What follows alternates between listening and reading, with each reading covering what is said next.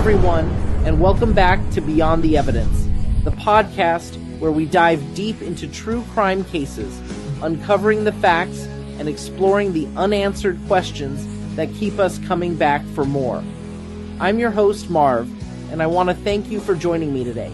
If you haven't already, please subscribe to my YouTube channel and hit the notification bell so you never miss an update.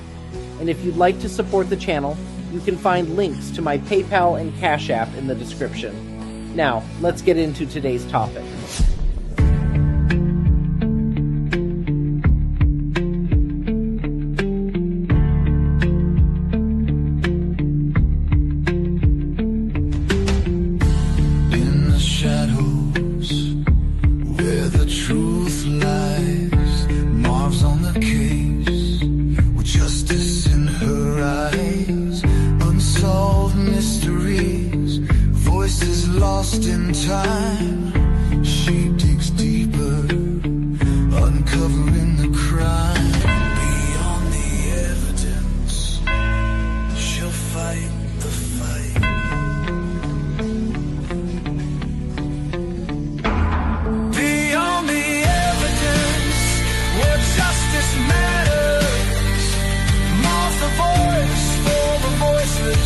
Breaking all the patterns, facts and theories, clues and controversy. Join the journey, uncovering the mystery. This is Beyond the Evidence, where justice prevails, with Marv leading the way. Truth never fails. Now get ready for this live stream. Super chat, highlight your message. Don't fall victim to the irrelevance. Hit that like, share, subscribe to Marv's Beyond the Evidence.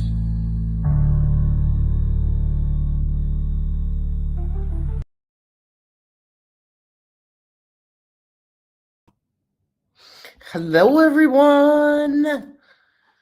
Thank you for being patient and for waiting. I had to run out to my car. I needed more Coke Zero. After not drinking most of the day, I definitely need to drink some stuff tonight. So, all right, let's say hello. True Crime Housewife. I didn't know this was happening now or that you were covering it. I'll be sure to tune in. Andrea says, hello, everyone, and welcome to tonight's live. Please be respectful in the comments. And if you have questions, feel free to ask, and I'll try to answer them as I take breaks from reading my notes. Super chats and super stickers are always welcomed, and you may ask your questions through those as well. And any donations does help with my travel costs, so they are appreciated. Let's see here. Hello, Jill. How are you? And Phil, nice to see you. Yolanda, glad you're here.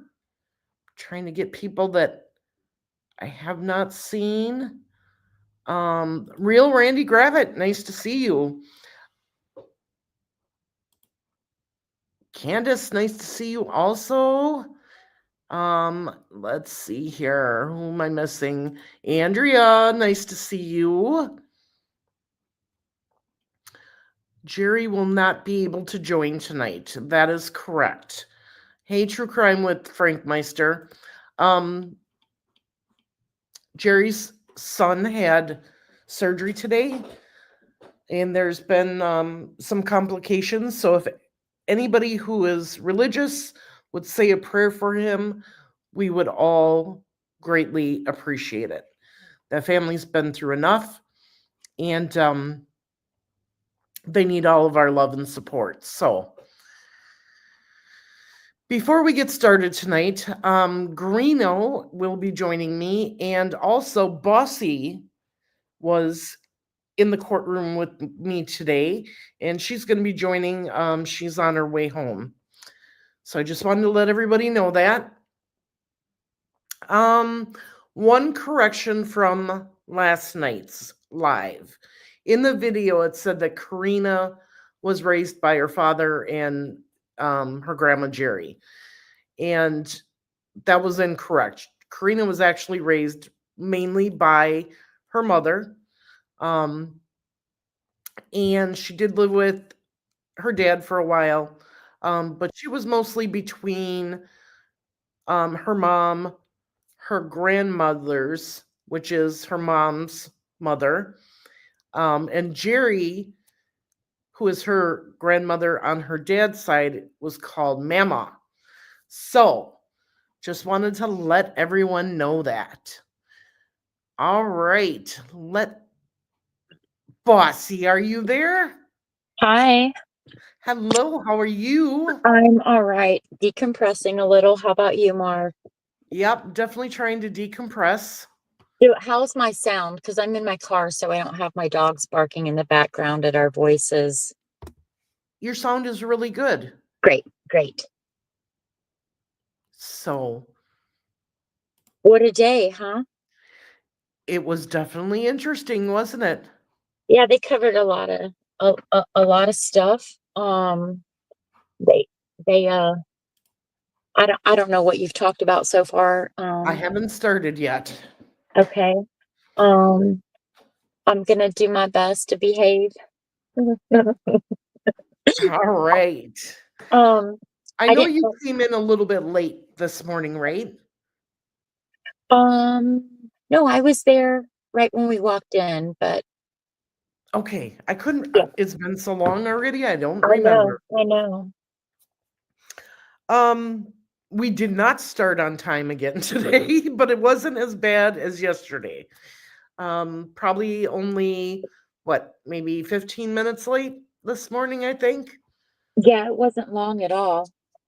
So, and we got started right away with the first witness for the day, and he was actually the seventh witness that testified, and his name, I have no idea how to spell it, but I spelled it on how I would remember how to say it, and his name was Mike Banush, Yes.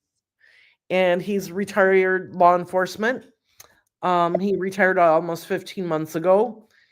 He was a captain for the investigations team, and he's got 35 years of experience. At the time, he was a detective, and he investigated, and then he oversaw the detectives in the homicide investigation unit. So he said he's investigated probably 40 to 50 homicides.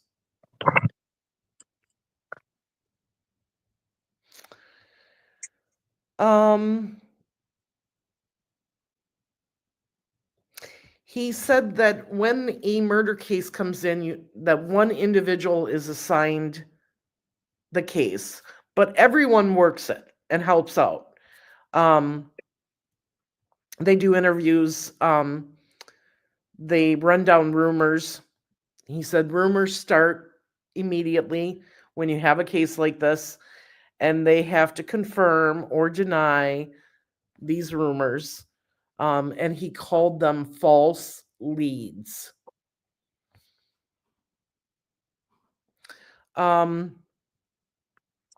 He said that when he got involved, he was taken to the location off of State Route 22, where Karena's remains were found. He said that one of the leads that they got was a girl. Okay, so let me repeat that.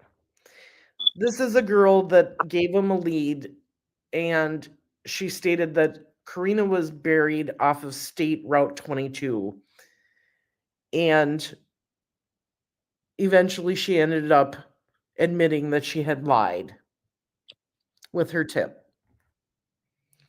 So they went through many of these rumors and tips that were submitted with people lying and giving false information. Do you remember him saying that, Bossy?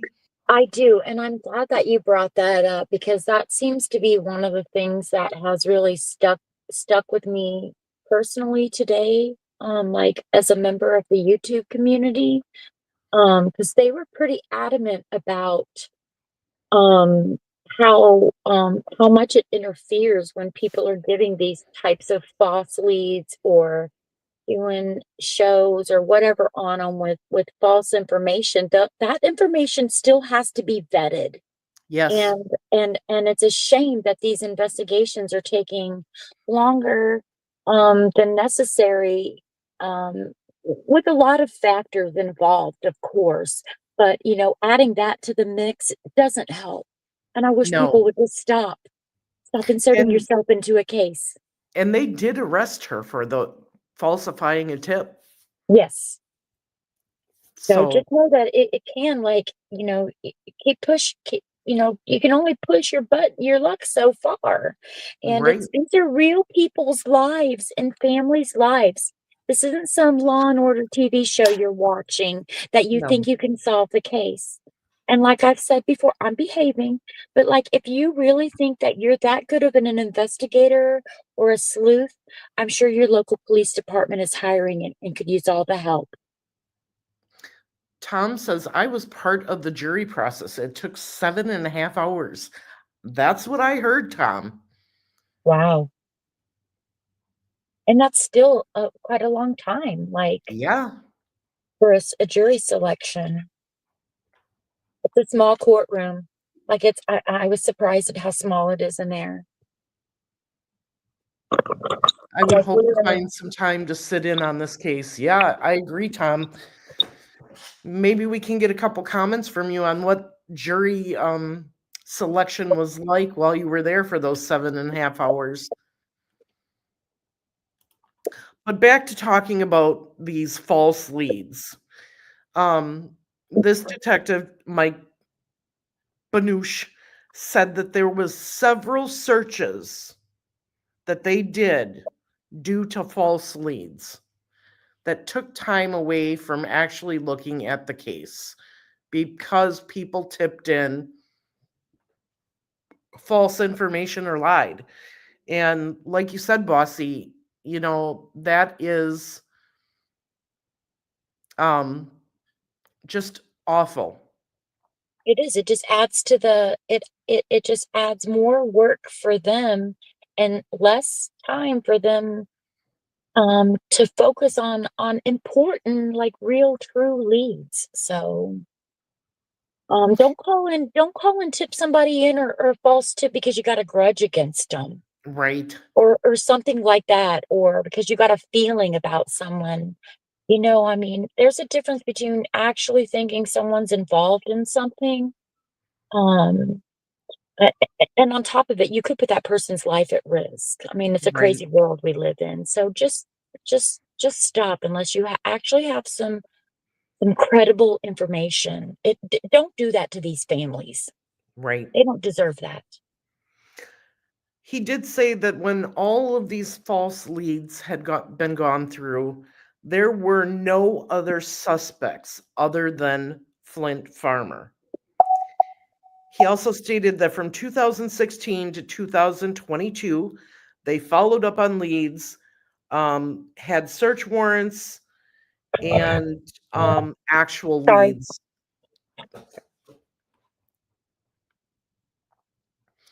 that they were looking at.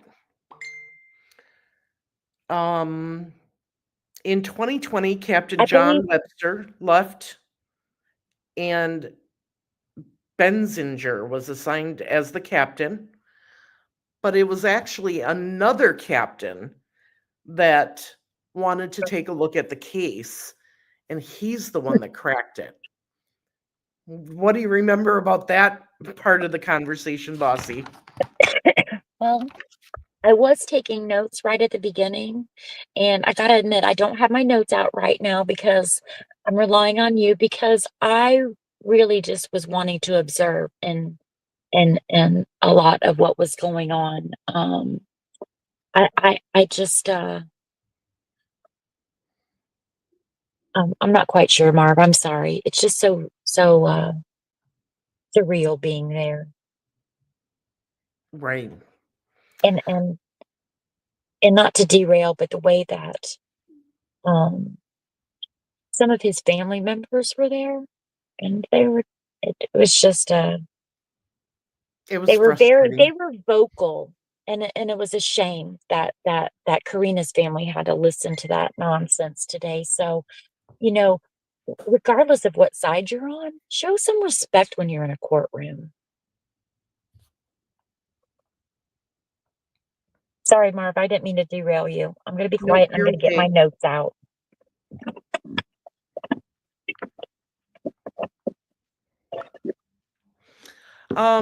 As I said, there was another captain that wanted to look into the case, and this is the captain that arrested Flint Farmer and found Karina's remains.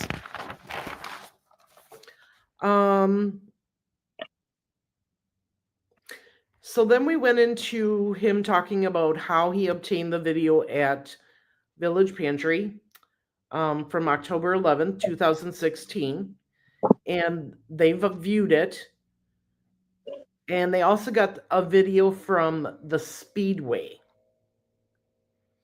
And he said that Flint Farmer went from Village Pantry to the Speedway back to Village Pantry. Yes, and they also noted that in case anyone gets transcripts later on, that the Village Pantry video is 14 hours off. And the way that they knew that was they determined it through the Speedway, the Speedway video footage. Right. So they could track down the actual times that Marv's getting ready to talk about. Right. And that I'm glad you mentioned that. Because the next part was there was a difference in time in the videos, 14 hours off. The videos do show Flint Farmer, Karina, and Robert Wetzel entering VP at 10:01 p.m. on October 11th, 2016, and they left at 10:32 p.m. But what we learned by watching 3 separate videos is that Karina and Flint and Robert came in. Flint was at the ATM machine. Karina was kind of just walking around, standing by the door waiting. He couldn't get any money out of that ATM machine. So they left, and they know that Flint went to the Speedway, used the ATM machine there to get money out, and then they all came back to Village Pantry. And this is where the 3 videos we saw took place. And the Village Pantry video is like, it's not very good footage. It's not good quality at all. But the Speedway is very clear, and you can definitely tell identities in that video. So it's for sure Flint Farmer with Karina in that video.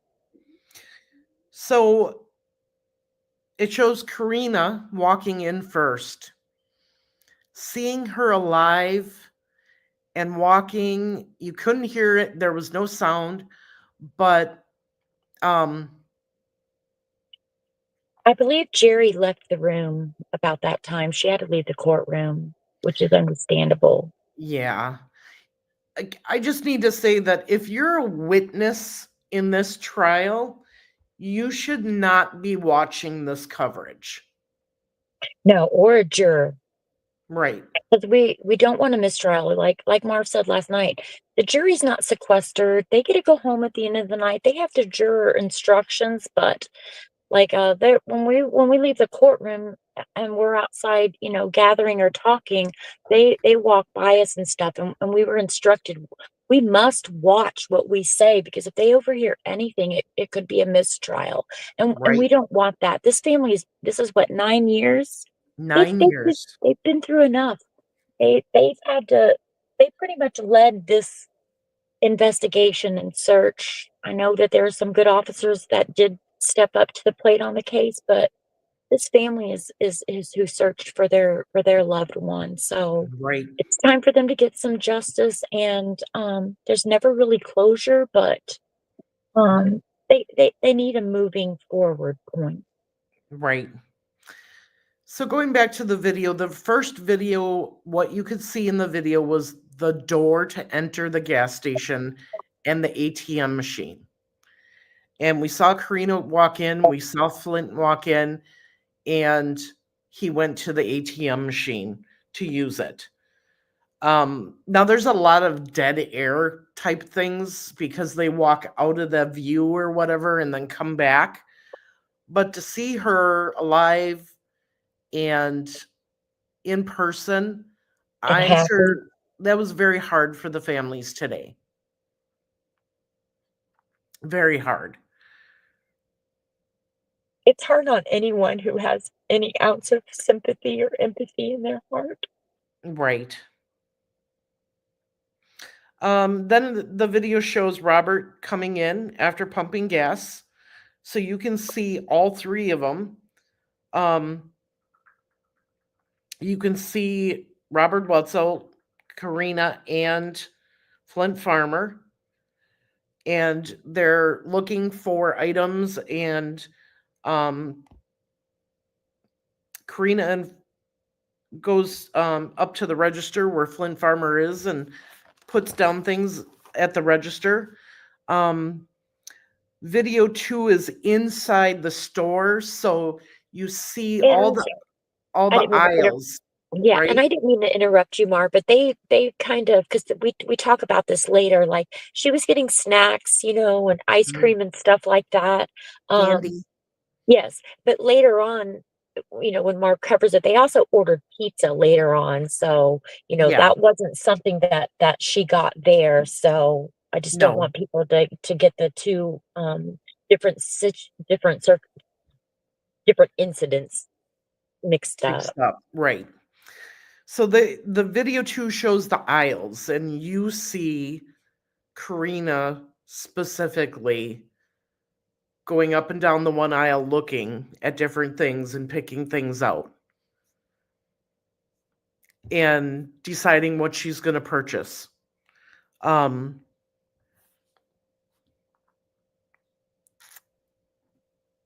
She goes out of sight for a little bit. She comes back. She's looking more, and then she walks off, and you see Flint Farmer and Karena walking around. And then you see Robert and Flint Farmer walking around. Video 3 is the camera behind the cash register. So you can see the man standing there behind the cash register. And once again, you can see all of the aisles where the food and everything is. You can clearly see Flint Farmer and Karena by the register. Then Flint leaves and Karena leaves. This is the time that the officer said that he thought they went to the Speedway and came back to the VP.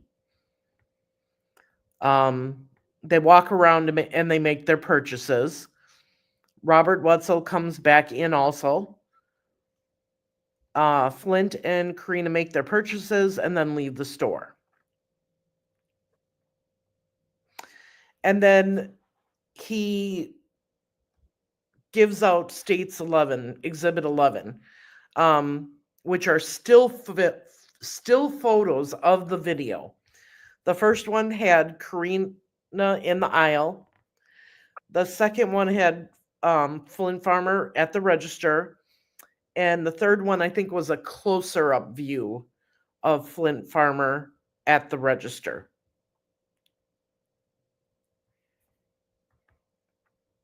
And this was the last known, video sighting of Karena.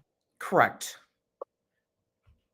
like physical, like not witness account, but this is the last video footage they have of her Correct.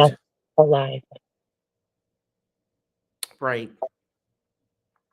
The officer was asked about if he had any involvement with the safe, and he said no. He said that after reviewing the VP videos, they did do a search warrant. They got a search warrant and they searched Flint Farmer's house. But the safe that the prosecutor was talking about was not found at Flint Farmer's house. It was at his sister's house. And he wasn't part of that getting that safe. That he was following up on leads that were once again lies and false leads.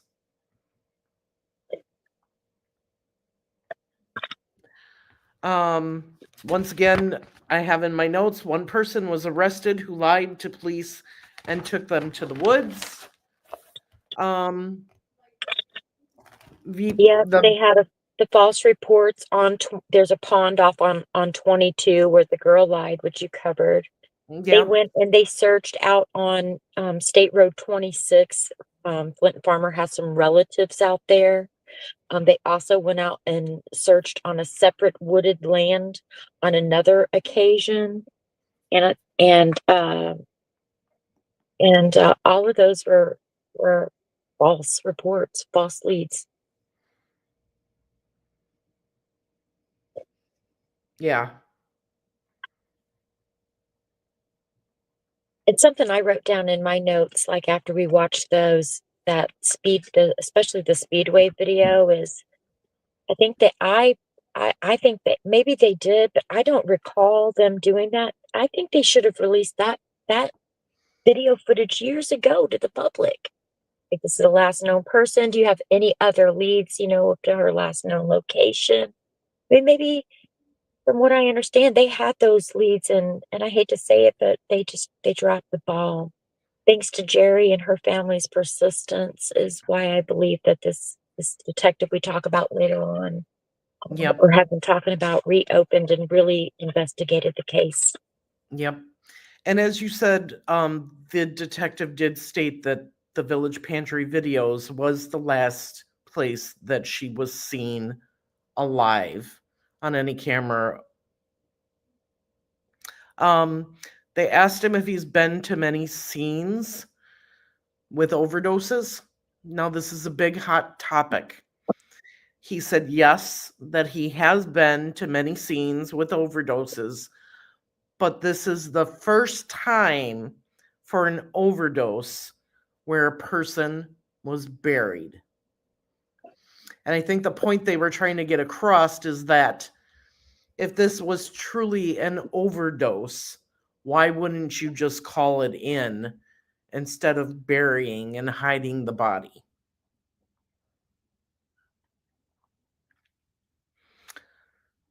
The defense then got up and asked their questions. He said once again, so you've had lots of different leads. People say different things. The number of people saying things like this. And he mentioned Gabe Ellis and the Garden Inn as false leads, and said that they could not verify that she had stayed at the Garden Inn that night. And that was a false lead. Then, and this is another thing that the defense is really big on, and I know that you didn't see yesterday, Bossy, but the defense attorney asked about people she was related to and what their the fact that they were drug users and dealers. Okay. And the officer said that Karena was known to like H, which that's what we called it last night. You guys all know what drug that is, and that Robert Wetzel mentioned Xanax. And they talked a lot more about Xanax than anything, in my opinion, today. Yes. And from my recollection, there was someone that got up and testified, which we haven't gotten there yet, that said that no, Greeno was not into that. Yeah, but we'll get to that. We'll get there. The defense attorney likes to mention the fact that these drugs can be pressed or be fake pills, and asked the detective if he's seen that, and he said yes. And he said, and can these fake pills or drugs kill a person? The detective said yes. And then he got on his kick of fentanyl again. Can the rugs be laced with fentanyl? The officer said yes. And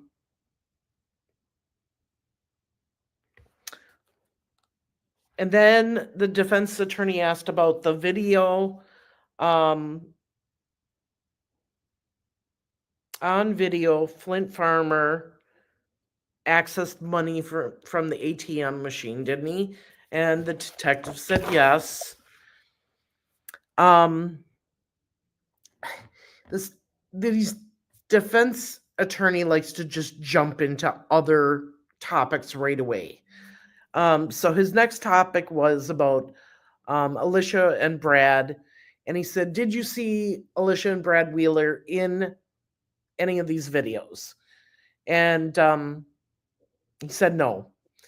He said, "Did you see the video where they went to the Speedway?" And he said yes. And he asked him, well, was Karena in distress while there? And the officer said no, it did not appear that Karena was in any kind of distress. He did say that it did look like Flint Farmer and Karena appeared high in the video at 10:25 p.m. They exited at 10:32, not 10:25. And the officer also said that overdoses doesn't always mean that there's a death. Or defense guy says overdoses doesn't always mean death. And the officer said no. And he says nowadays it's more common because they're laced with different things and with the fentanyl and everything. And the detective said yes, that it's more common nowadays. And then he also asked him, is it a sign, is white foam around the mouth a sign of overdose, and have you seen this? And the detective said yes, he has seen this. They asked if there was any signs of a struggle, and the officer said no. And there was no signs of blood when they originally looked. What did you think about that part of the questions from the defense?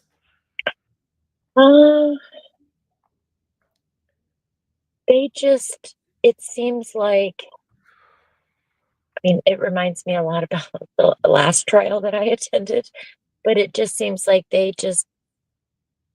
I don't know, Mark. I don't think they have much to stand on. So this is the only thing that they have, is to try to paint Karena in this light.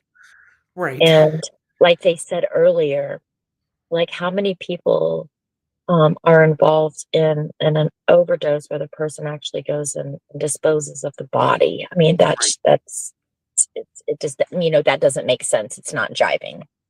Yeah. The defense definitely has, after watching yesterday and today, they definitely have their things that they're trying to key in on. And that's the fact that this is an overdose, and timelines are really big with them, and you'll see where that comes in again later here in a little bit. After the defense is done, the prosecution gets another shot. They go up there and he asked him, "Did you have direct contact with Flint Farmer at his home for the search warrant?" And he said yes.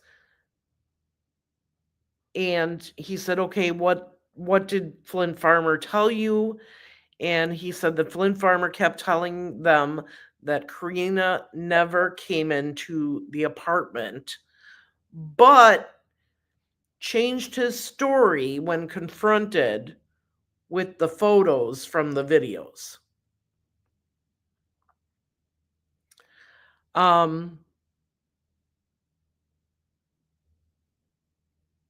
He said, they asked him, "Can the cause of death be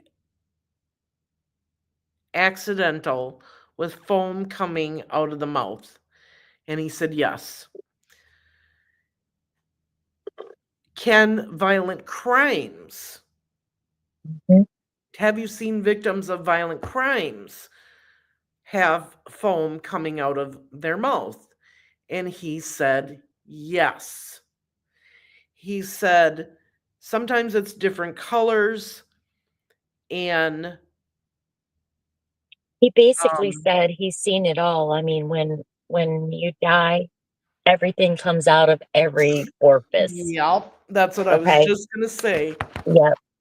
And that he also said that he's seen people with gunshot wounds that have foam at the mouth, Yep, um, and stuff. He said it's different with each scenario. right, right.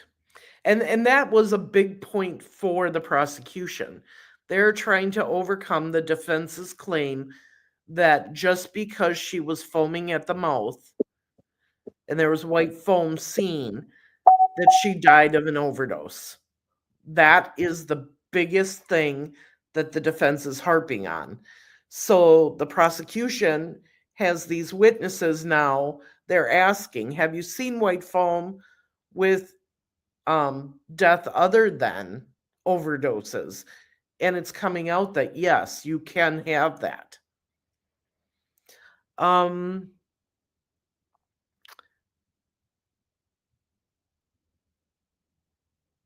then the defense came back up and he just asked him, "Did Webster have access prior?"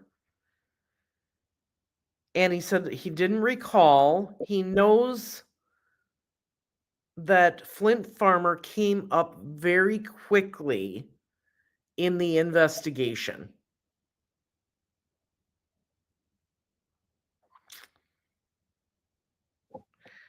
And so the witnesses today will make sense because this gentleman, the officer, got off the stand, and the very next witness was Robert Wetzel. Now, Robert Wetzel was the third person in the video at the Village Pantry and Speedway. So it's Um, important to bring him up next. yeah, and right before you go on that, they did say that, Flint Farmer was home when the warrant was executed, and they Mhm. executed that on November 1st at 2016 at 9:05 PM that night. Oh, yes, thank you. Um, I missed that part of yep, my no notes. problem, and that, like you said, the safe was missing, and there was no visible signs of struggle. Yep, no blood, no struggle that they could see. Yep. Um, so let's talk about Robert Wetzel Jr. He goes by the name of Bob. Mhm. Um, on October 11th, 2016, he was living in Galveston with his girlfriend, Joanie Hancock.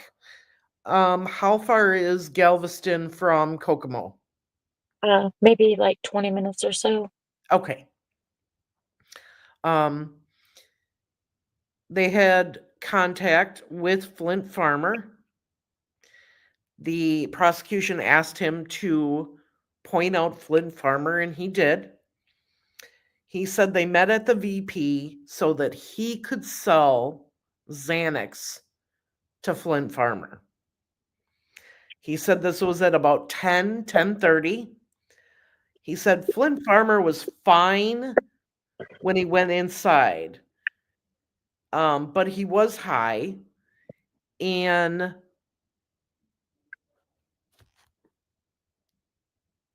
I can't, Wetzel something, 3 to 5 years. He's been clean Oh, for he's been 3 to 5 clean. years. He's been Yes, he's clean been for clean. 3 to 5 years. Yeah, he said That was that. important. He said he has been clean for 3 years, but 5 years, but he had it within that 5 years, he relapsed within the first 2 years. So out of the past 5 years, the last 3, he has been clean and Clean. sober, Right. which is great. We encourage anyone and that's in that situation. You know, it's a hard Absolutely. fight. We know it's a hard fight. Even if you relapse, it doesn't mean you have to stop trying to be Right. clean and live a sober life. He said that he sold 50 to 100 Xanax to Flint Farmer, and that Karena was there, that she was also high.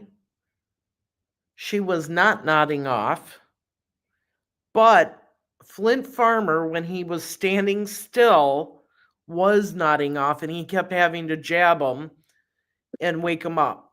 He said as long as he was moving, he functioned fine. But if he was standing still, he kept having to nod him. He actually had a term for it, what they call the Zanny stoop. Yes. So he kind of described it where you're just kind of standing and the top half of your body just kind of slouches over a little bit, and you pass out a little bit, and then this guy said he was doing that, and then he'd have to nudge him, and then you're waking him back up. But they were doing that when he was in pop up line. and start talking just where he left off. Yep. That was the weird thing. I remember that clearly.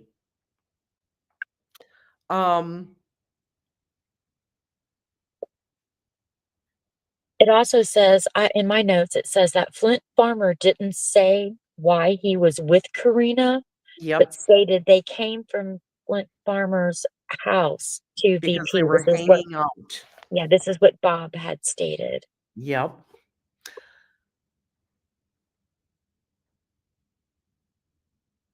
Let's see. He seemed said, like a very genuine, like his testimony seemed authentic to me. What did you think, Mark? He did. He seemed very authentic to me. He just told the facts. He said that Karena and Flint Farmer were high, and I think it's important to say that I think a lot of people struggled with some recreational things, and perhaps and he admitted he did struggle with it. And as you'll hear, there's other witnesses, and I think that's what the defense is trying to discredit the witnesses by their past. And we all have a past. It just matters who we are today. So, which is understandable, from the defense has a job to do as well. Yep. But I think that's their only angle from what I've seen just being there today. Yeah. And the prosecutor did get Bob to say that no one was on the verge of an overdose at that time. At least not that he could tell. And then we had the defense come up again. It was crazy defense questioning again. So they're like, the defense likes to repeat a lot of the prosecution's questions too, and you pointed that out to me today, Bossy. Yes. Like all of these things were already asked, and then the defense gets up and just asks the same questions. And not to cut you off, but one thing I noticed later in the day, because even the prosecutor had brought it up, like they were objecting to a question that the prosecution would have, but then the defense would turn right back around and cross and ask the exact same question. And the prosecutor called him out on it. He did. In front of everybody. At the end of the day, he did. Yeah, so from the Village Pantry, somebody just had a question I wanted to answer. From the Village Pantry to Flint Farmer's house, it wasn't that far. They walked up Robert Like or they Bob. were houses. He only lived a few houses from the Yeah, Village Pantry. Bob or Robert Wetzel drove. Right, from Galveston, which is about Yep. 20 to 30 minutes, just depending on, which way you go, I guess, and where they exactly you live in Galveston and where you're going and to note, the Village Pantry is kind of more on the north side of Kokomo, but it is kind of, you know, more in the north central part of Kokomo. So it's kind of in the center part of town. Yeah. Um, the defense asked him on October 2016, what were you going to do? And he says, we were going to meet Flint Farmer and Karena at the gas station. And they were going to meet at the VP. His girlfriend was with him. He said he went inside with Flint Farmer, but his girlfriend stayed in the car. This is where they talked about the Zanny stoop, the nodding off, falling forward, and coming to real quick. Flint Farmer did not exhibit, or did. Okay. Oh, Flint Farmer exhibited this, and if he did this, he nudged him. He said Karena was buying chips, and whatever she wanted, her mood was good and happy, enjoying the time in the gas station. He said Flint paid for everything, and he and Flint walked out. He paid for this guy's gas. And after they walked out, Bob pumped the gas, and Flint Farmer and Karena left, going back towards the alley by the house where Flint Farmer was living. Said everybody was in good spirits. He went back home. Took him about 20 to 25 minutes to go home. So you were right on that drive. Yeah, they returned back home to Galveston around 11 o'clock to Right. his recollection that night. Right. Now, here comes a sad part, and we'll get into this more once we get into her testimony. But when they returned home at 11, the girlfriend realized that Bob didn't leave her any pills. He gave them all to Flint Farmer. So she contacted Flint Farmer to go back to get some of the pills back. She realized they were out of pills and wanted to get more. So she tried to get a hold of Flint Farmer. They went back to Kokomo after midnight and went to Flint's apartment. They got there after midnight, so it's a 20-minute drive. Knocked on the door, no one answered. They left and went to Myers and Kokomo between, I said, it went to Myers and Kokomo. Between 12 and it was between 12 and 3 a.m. is what he Right. testified because Right. he just couldn't, remember exactly what time. A lot of the testimony, they just know for sure it was late after midnight. Right. He said The that his reason, oh, go I'm ahead. sorry, the reason they went to Myers is, because they had already made the trip and they were kind of just waiting to see if they could get back in touch with Flint Right. that night to get some of the Xanax back. Yeah, and that's where the girlfriend was trying to get a hold of Flint to get the pills. He said they were at Myers for about an hour to an hour and a half. They left and went to Flint Farmers about 2:33 a.m.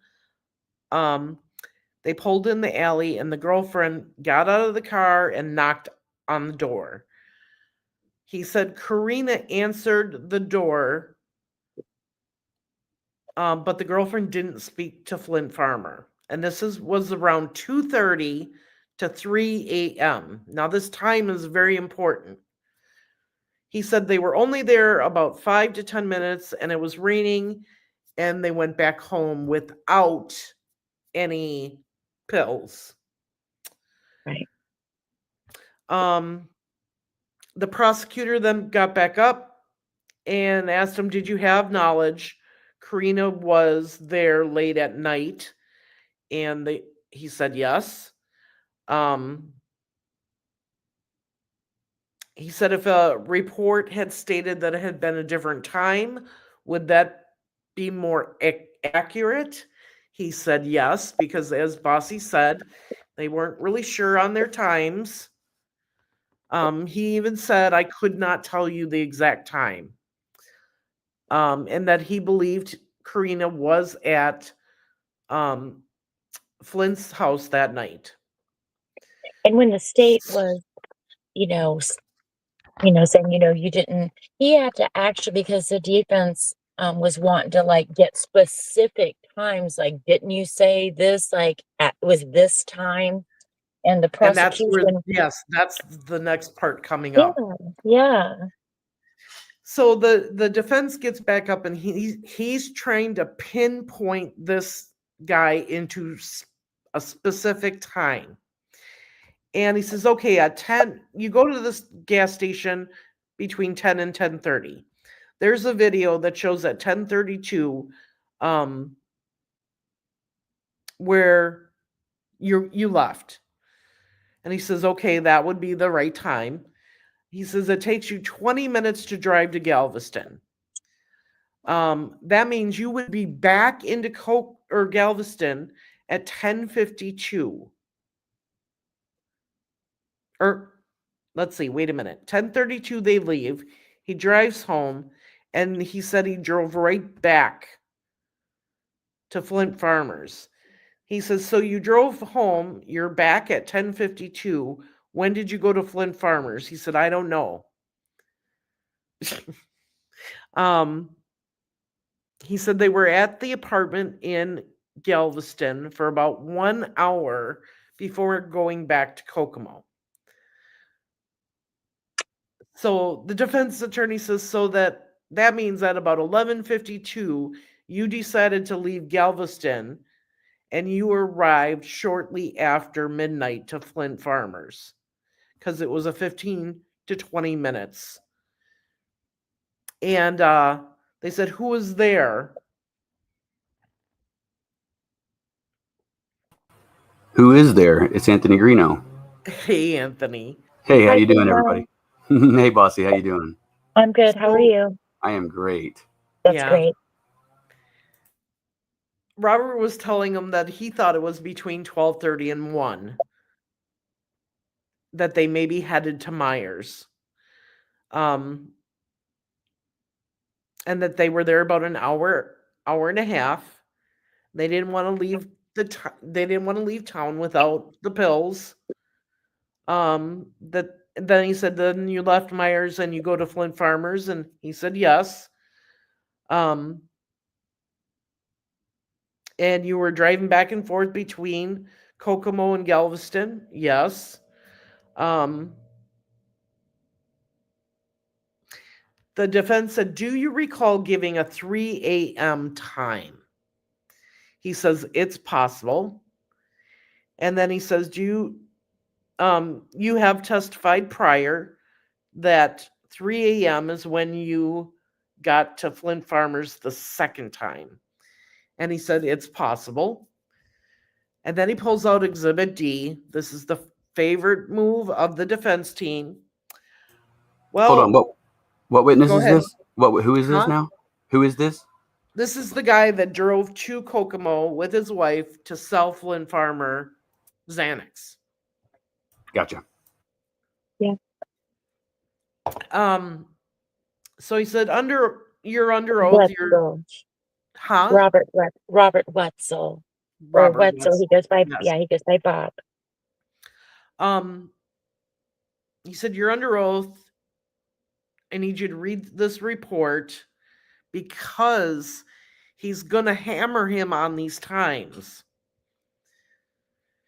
And he said, does it say the time arriving? The second time. He says, yes, around 3 a.m. Now, this isn't a previous statement that he made. He stated they got there at 3 a.m. So then the defense sits down and the prosecution comes back up.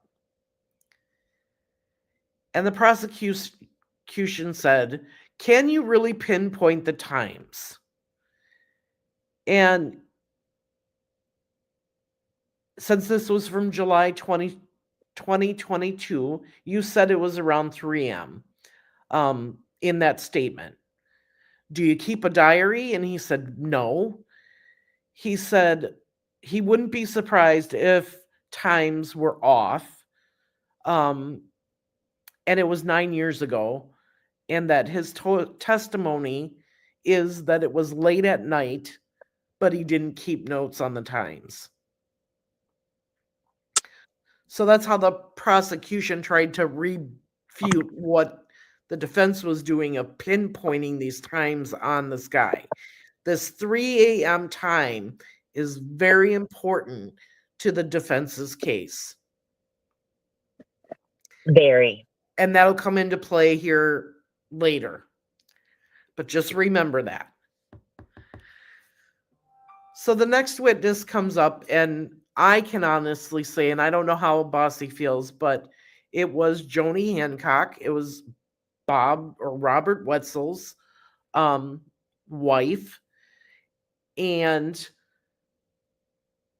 they were the same couple, but they were just boyfriend and girlfriend at the time. The same couple Right. that drove from Galveston. Galveston to sell the Xanax and then go back and get them. But they married later on. So What she do they has look his like? last name now. What do they look like?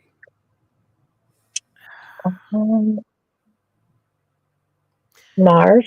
She had dark, long hair. Tall. Everybody's tall It to was me. I'm short. It was hard to tell, and we didn't really get to look at her really good because you really can't see them on the witness box. Yeah, the witness stand is on the other side of the. So when you're in the gallery, like Marv said yesterday, the defense and prosecution's table are, horizontal, like, or is it horizontal? Yeah, horizontally, like towards you, long ways. So But the we're getting judge's side bench, view. yeah, Yes, the and judge's bench is in the way of the witness the witness box. stand, right? gotcha. And we're facing the jury, so it's like the jury's on the back wall, and we're on the other back wall. So we face the jury, and the others are on the opposite sides of the wall. The judge and the And we're looking at attorneys their are sides. facing each other. Yes. Yeah. So That's an we don't interesting really layout. get to see them, and they keep them out of the room and take them right out afterwards. So. But they're free to leave after that, right? Some Yeah. of them. Well, they're not. there's a few that are being recalled Yes. by And the defense. And I believe she is. Am I correct, Mark? Yes, Joanie is being recalled by the defense. Yes. So as she stated, she's married to Robert Wetzel. At the time in 2016, they were not married.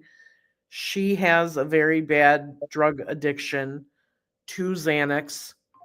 She said she's clean today only because she's on the Suboxone. And she is weaning herself off from the Suboxone as well. She was very adamant about that. And I just want to say that this woman was very brave, in my opinion, for the things that she admitted to. And that takes a lot of courage for anyone to do. So I commend her for that. I really do. Why did she admit to these things? What was the line You'll of questioning? see. Mark's getting ready to go into that, and that's why I just wanted to foreshadow that. Yeah. Okay. So I think it was one of the toughest testimonies to listen to. Oh, yes, absolutely. Her testimony ended up with her in tears. Yeah. So she testified that on 10/11/2016, they took a trip to Kokomo. They went to the VP to meet Flint Farmer to give him Xanax. She saw Flint Farmer and Karena. She said she knew both of them. They were acquaintances. They didn't hang out or anything, but she did know them because they were acquaintances. She does not recall the time. Now, this is really important, you guys. They told her the surveillance time, if there was surveillance, would that time be right? And she said yes. She knows that it was dark outside and she sat in the car. She said that Flint paid for the gas. She did not get out of the car. And this is the first trip. This is the first trip, yes. And she may not remember a lot of things after 9 years. She did say that Karena and Flint Farmer were under the influence. Her husband said that Flint Farmer was not alert, kept waking him up. She saw him walk out of the store under the influence. She also said that no one was on the verge of an overdose, but it's hard to say due to the nature of the drugs and the fact that she has personally overdosed 8 times. Wow. And can I just say that this is why, like, there were vocal members for him in the courtroom. I'm sitting right behind us, and anytime some information like this would come out, they would literally be like, And these are, and I don't know if these two women are listening. I personally know who you are, and I'm not going to dox you, but I really didn't think very highly of them prior to this, but this seals the deal for me. Yeah. Like, it's a shame that you got to behave that way in front of victims' families, regardless of how you feel about the defendant. Right. Yeah. I mean, but you got to think about it from the other point of view, though. That's fine, Anthony. On the Greeno, other side.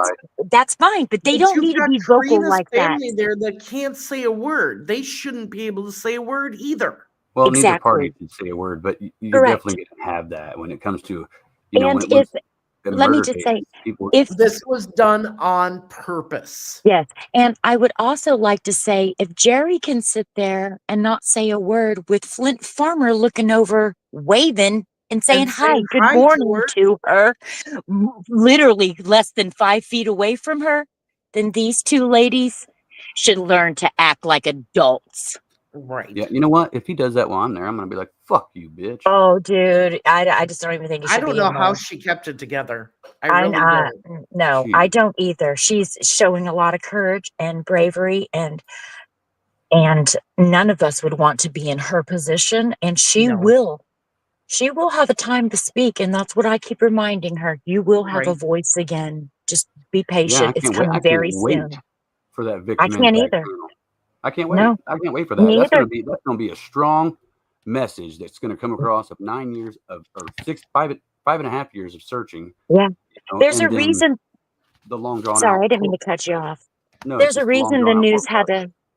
Yeah, and there's a reason the news, when they broke the press conference of finding her, there's a reason that they had to cut a lot of those clips out, because everything that she said they had coming and is the truth. So, but this time they're not going to be able to cut out her voice after this. Because they're not going to cut it out of my footage, that's for sure. No, you know what I mean? no, right. That's a fact. Okay, let's continue, because we got a lot. I apologize. We got a lot. Yeah. Roll it. Okay, so basically she testified that they went home. But she doesn't remember exactly when. This is, again, she does not remember the time. She knows that they went back to Flint Farmer's house in the middle of the night. She texted Flint to get some pills back. She couldn't get him to answer the phone. She says they went to Walmart.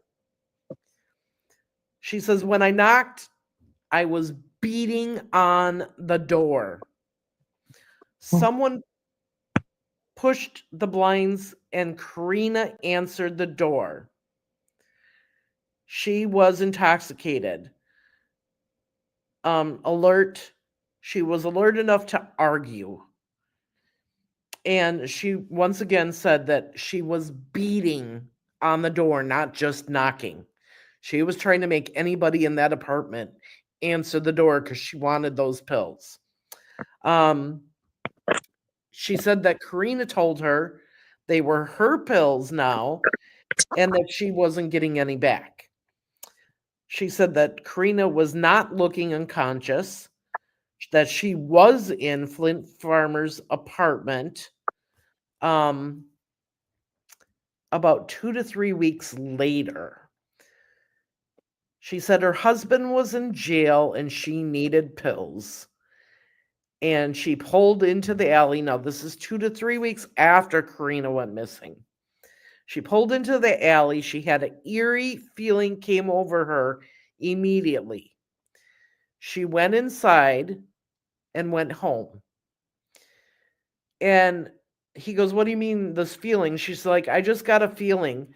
It just keep," and she told herself, "Just keep it on a drug level. Go in there, do what you got to do, and get out." And she said he had a Bible out and that he looked distressed and that she was very uncomfortable being there. She was concerned that she may get hurt to the point where she asked her husband if she should even go. She said prior to that night, she didn't go to Flint Farmers because she didn't know. And and the first time they went there, she didn't know what door to knock on. So she didn't even know she was knocking on the right door. So that might have been why they didn't get it. She didn't get an answer, but I don't know. Later in the evening, she said, in the early morning, that's the only way she could describe it. In the early morning is when she answered the door. Can't specify times. It was too long ago. So she's repeating to the prosecutor, "I can't remember times. It was too long ago. I've done all of this Xanax and my mind is not working well. I have issues. I don't remember things very well, especially times and things like that." Then the defense comes up. And once again, they're attacking her on these times. October 2016 or 11th of 2016, there's a video at Village Pantry of your husband leaving at 10:32. Is there any reason not to believe that time? She said, no, it's probably the right time. And they asked her, when did he fill the car? After he left the store? And this is when she says, I think so, but I'm not sure. It could have been before. I don't know. My memory has been affected due to all this drug usage. He said, don't you have a history with Karena? And she says, no, but I do have a history with her family. I never purchased anything from Karena. I only dealt with my husband getting her pills. Interesting. She flat out said that people do not like her and do not want to deal with her. Yep. And that is why her husband would be purchasing what she needed.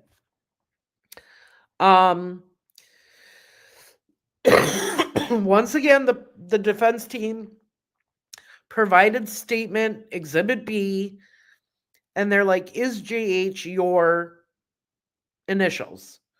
on the statement. And she said yes. And then they're like, read page 30 and see if this will help refresh your memory.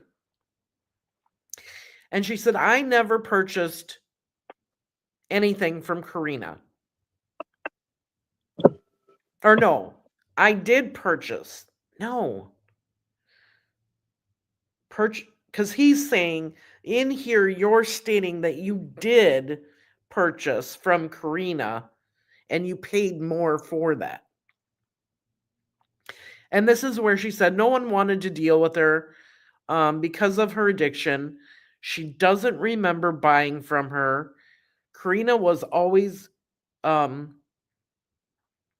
she said if the statement said Karena was always with me because I would pay more. What she does know is that on 10/11/2016 that she saw Karena, and her answer was yes.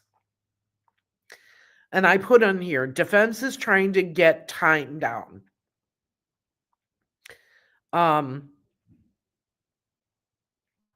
She said that she has been turned away from drug dealers because of her addiction. And then they're like, well, why did you go back? And she said, because I already told Flint that I would be there. And that she did not know how long they were home in Galveston.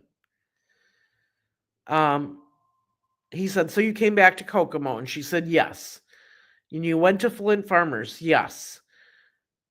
She said, I went up to the door, or he said, and you went up to the door and knocked? And she said, I don't remember. Husband said we went 2 times, but I only remember being there once. I was on drugs. Well, so she was there once and she was on drugs. They were actually there twice, but she says she only remembers being there once. Because she was She was Yes, she does not even remember going to Myers and walking around in between times. Which, hey, I've been there. Drugs impair your cognitive abilities. So, I mean, at least she was honest and didn't say, oh no, go along with anything else. So he approaches her with this statement again and says, does this refresh your memory? And she says, no, it does not refresh my memory. If that's what I said, it would be true. She said that she spoke to the police when they called. They brought out Defense E, which is an additional testimony that she took under oath. They had to read another page. She said that it was not clear about trying to buy back pills that they sold. That's what the defense said. So you weren't clear about trying to buy back pills that you sold. And she said, I didn't sell them.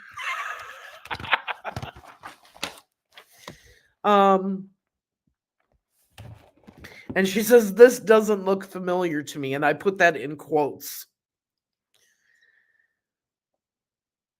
Basically, she just pushed the blame onto him. He sold it. Right. And then they had her look at it, and she says, and they said, do you recall this testimony? And after she read it some more, she said, yes. And then the defense says, okay, so you went to sell pills. You went with your husband for him to sell the pills. You went home. You came back. You went to Flint Farmers. There was no answer. Did you go to the same door the second time? And I don't think we got an answer to that, because then it talked about how they went to Myers and not Walmart, and walked around and returned about 3 a.m. And she said sometime that night I went back to the door. I guess the same door. She said, and they said you were knocking loud, intentionally. And she said, well, I didn't want to make a trip for no reason. And she said, I was banging on the door. And then she says to him, because he starts rattling off of all of this stuff really quickly. And she says, you need to slow down. Can you please slow down?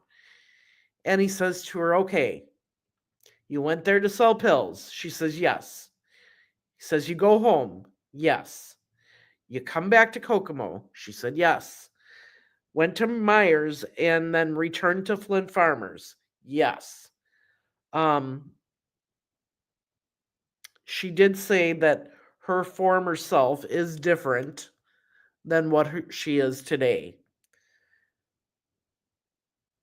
And she said, I'm as trustful as an addict to be.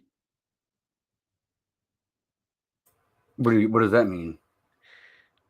I don't know, but the judge I'm as stroked it. trustful as an addict to be. I think what she was referring to is her testimony back then versus what they took back, what they took in, I think 2020 or 2022.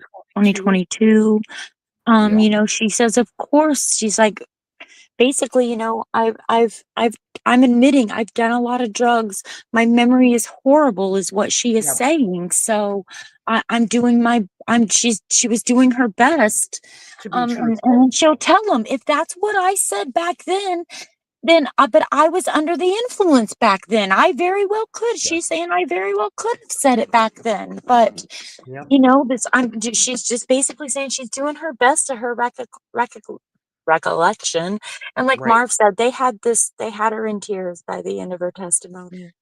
That's why. Well, and then she made a comment, and I didn't get all of the comment, but it was a comment about Karina's body being found. And there was an objection right away, and the judge struck that and told the jurors to make sure to write it down in their notebook that was struck, and they were not to take that into consideration. I wish I had wrote that down too. I wish I had wrote that down, but it was something along the lines of, you know, Flint said he buried her body or something along those lines. Like that. And they immediately they had to strike it. And then she said, I would not lie to police. Well, they objected to that. I think they do that on purpose. The defense asked, would you lie to police? And they objected and asked and answered, because he had asked her that several times. So then he came back at her and said, okay, so you went back to Flint Farmers at about 3 a.m. Did you see anyone besides Karina? She said no. He gives her a statement to read again.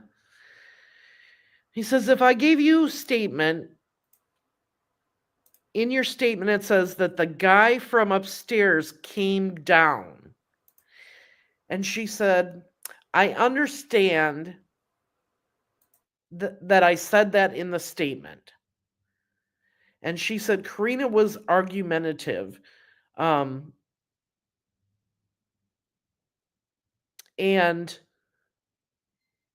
she said she was running the show.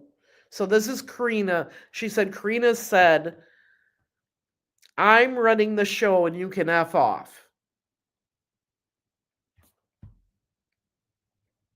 She said that to her? That's what she's saying, yes. What time was that supposed to be at? 3 a.m. See, that doesn't make sense. Right, but that's what we're getting at. But you got to remember that now her and her husband or boyfriend at the time are saying that this all happened at 3 a.m. That they saw Karina at the answer the door at 3 a.m. But she's definitely got issues, and she has admitted that she doesn't know what times were real. Okay, well then then they can't be sure it's 3 o'clock in the morning then. Yeah. And he says, and you overdosed 8 times? And she said, yes. And he said, can that happen immediately? And she said, yes. She also said that she was on life support for 30 days with 1% brain function. Now, let me Wow. repeat that. So, okay, She so that was means on life support for 30 days with 1% brain function. That for 30 tells days. how So that damaged means there's brain her damage. brain is. Yes. She has brain damage. Yeah, definitely Right. some. There's probably some memory and there are a whole bunch of cognitive and Yes. physical Yes. disabilities that come from that. Yes. And that's what I took from her testimony from her, is that she was adamant about that.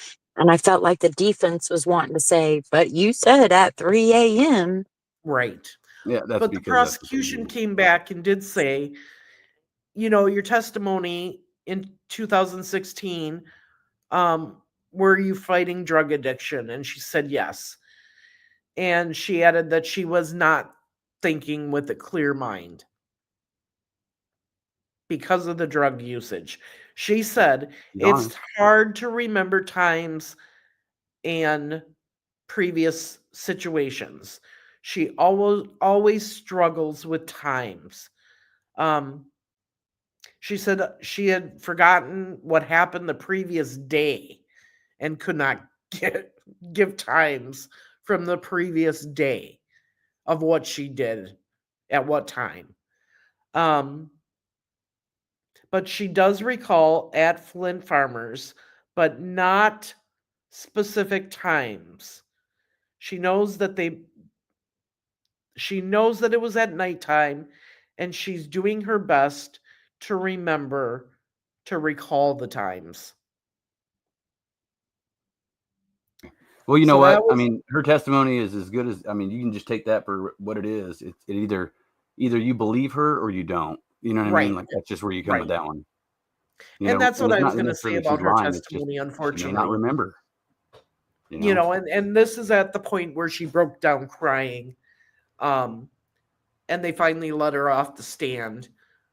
And then the defense reminded her that she was still under subpoena because they were going to be calling her for the defense. So they're not done with her yet. Gotcha.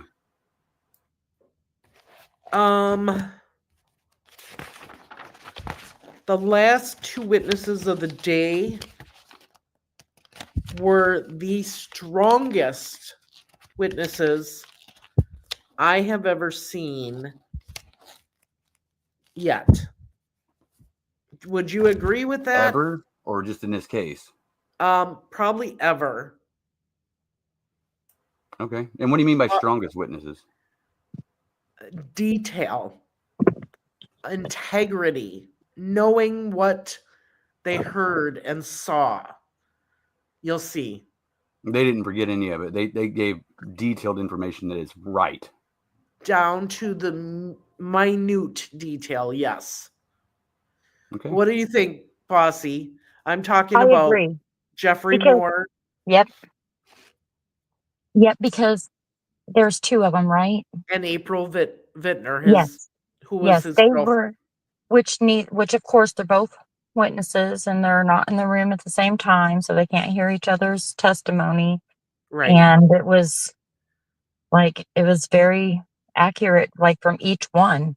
And it wasn't like, oh, hey, let's get our story straight or something Right. like that. I mean, you Because can't there do was that in differences in their situations like stories. this.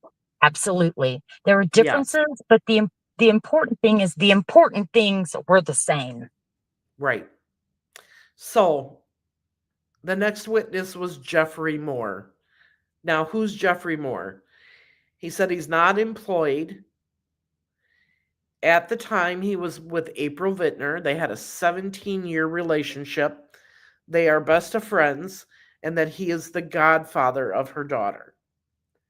The biggest thing to come out of this is that Jeffrey Moore is the brother to Brad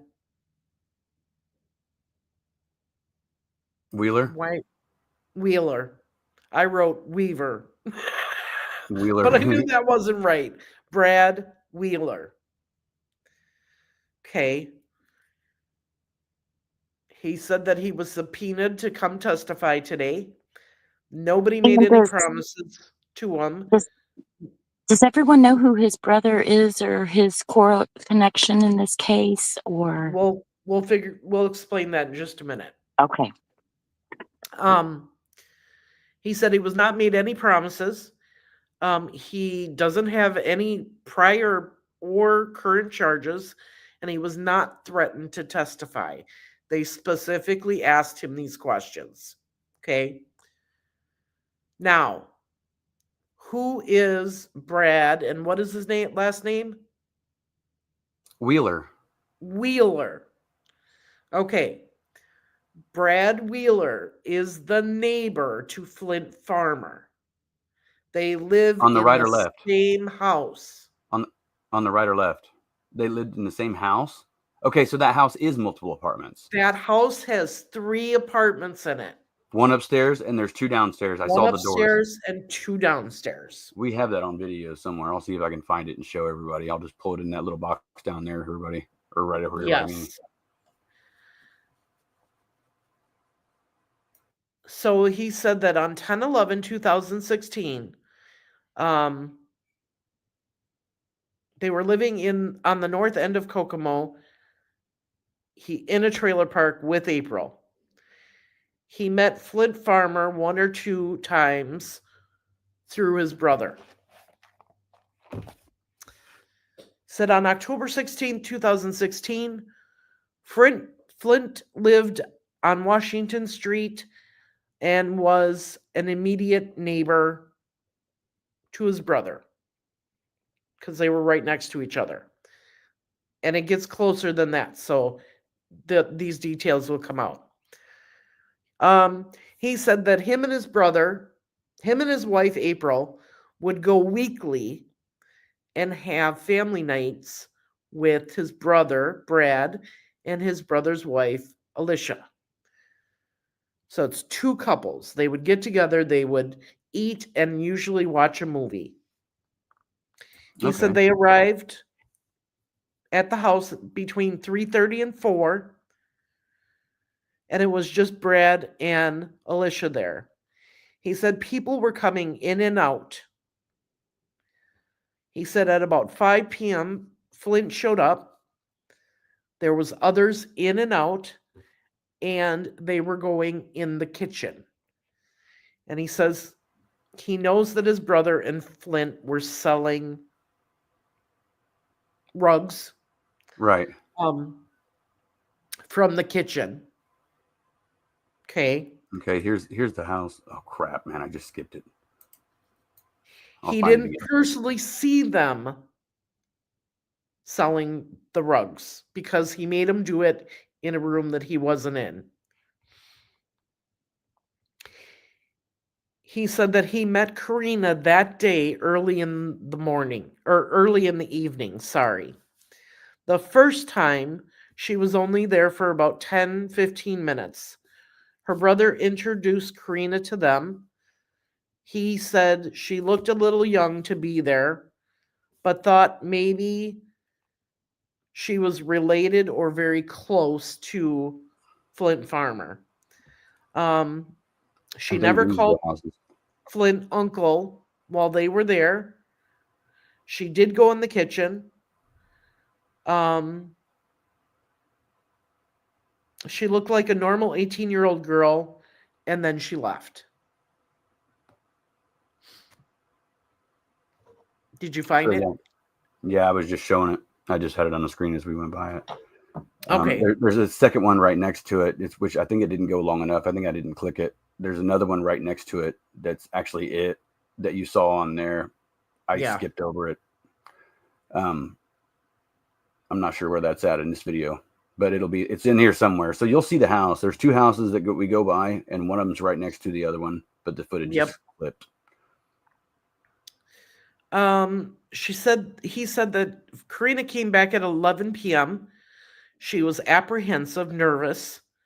She ate a couple pieces of pizza, and she was talking with April and said she was scared and asked Flint Farmer if she could stay the night.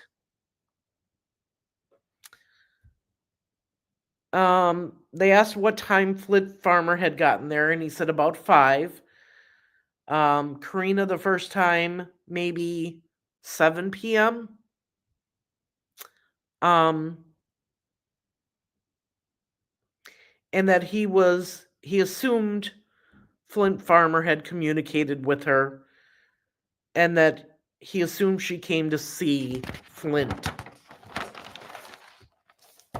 Anything that I'm not covering on that you've got, Bossy? Oh no, you're doing great. I stopped taking notes, but Okay. Right after Joanie's testimony is when I started making my jury and courtroom just like observations of what was going on around us. So yeah. Okay, so the second time she got there was about 11 p.m. She was nervous and scared. He let the girls talk. He said that she was not intoxicated. She was bright-eyed, 18-year-old girl. They had ordered pizza previously, and they were talking. He knew what was going on with the rugs, but he was not party to it. He said that he has smoked marijuana for 30 years, but that he was not under the influence today. He explained that it was movie night, their weekly meeting, one night a week to watch movies, and they were watching the new Star Wars, the 7th one. He said that him and Brad loved Star Wars as kids, and that they had actually planned this night. And the movie was 3 hours long. So they ate dinner, and the plan was to watch a movie. Then and that this was a weekly thing that they had planned to do as a family since they lived different lifestyles. Right. Then they backed up, and they said the pizza was ordered in April, and Alyssa picked it up. Flint Farmer was there when Karena showed up. And he said Flint Farmer was actually average intoxicated. He was nodding off, stumbling around. He was functioning, but would hit what he said was a brick wall for 5 minutes and then pop up and start talking where he left off. He said that Flint and Karena talked civilly and friendly, like they were longtime friends. Karena left the second time, they went to go to the VP with Flint and his brother. They left VP at 10:25, and he said that could be correct. They could have been there at that time earlier than 11. And he said, yeah, and he said they went to get snacks, assumed they left to do drug deal, and that he thought they were gone about 15 minutes. And he said they were in the same condition when they returned as they had left.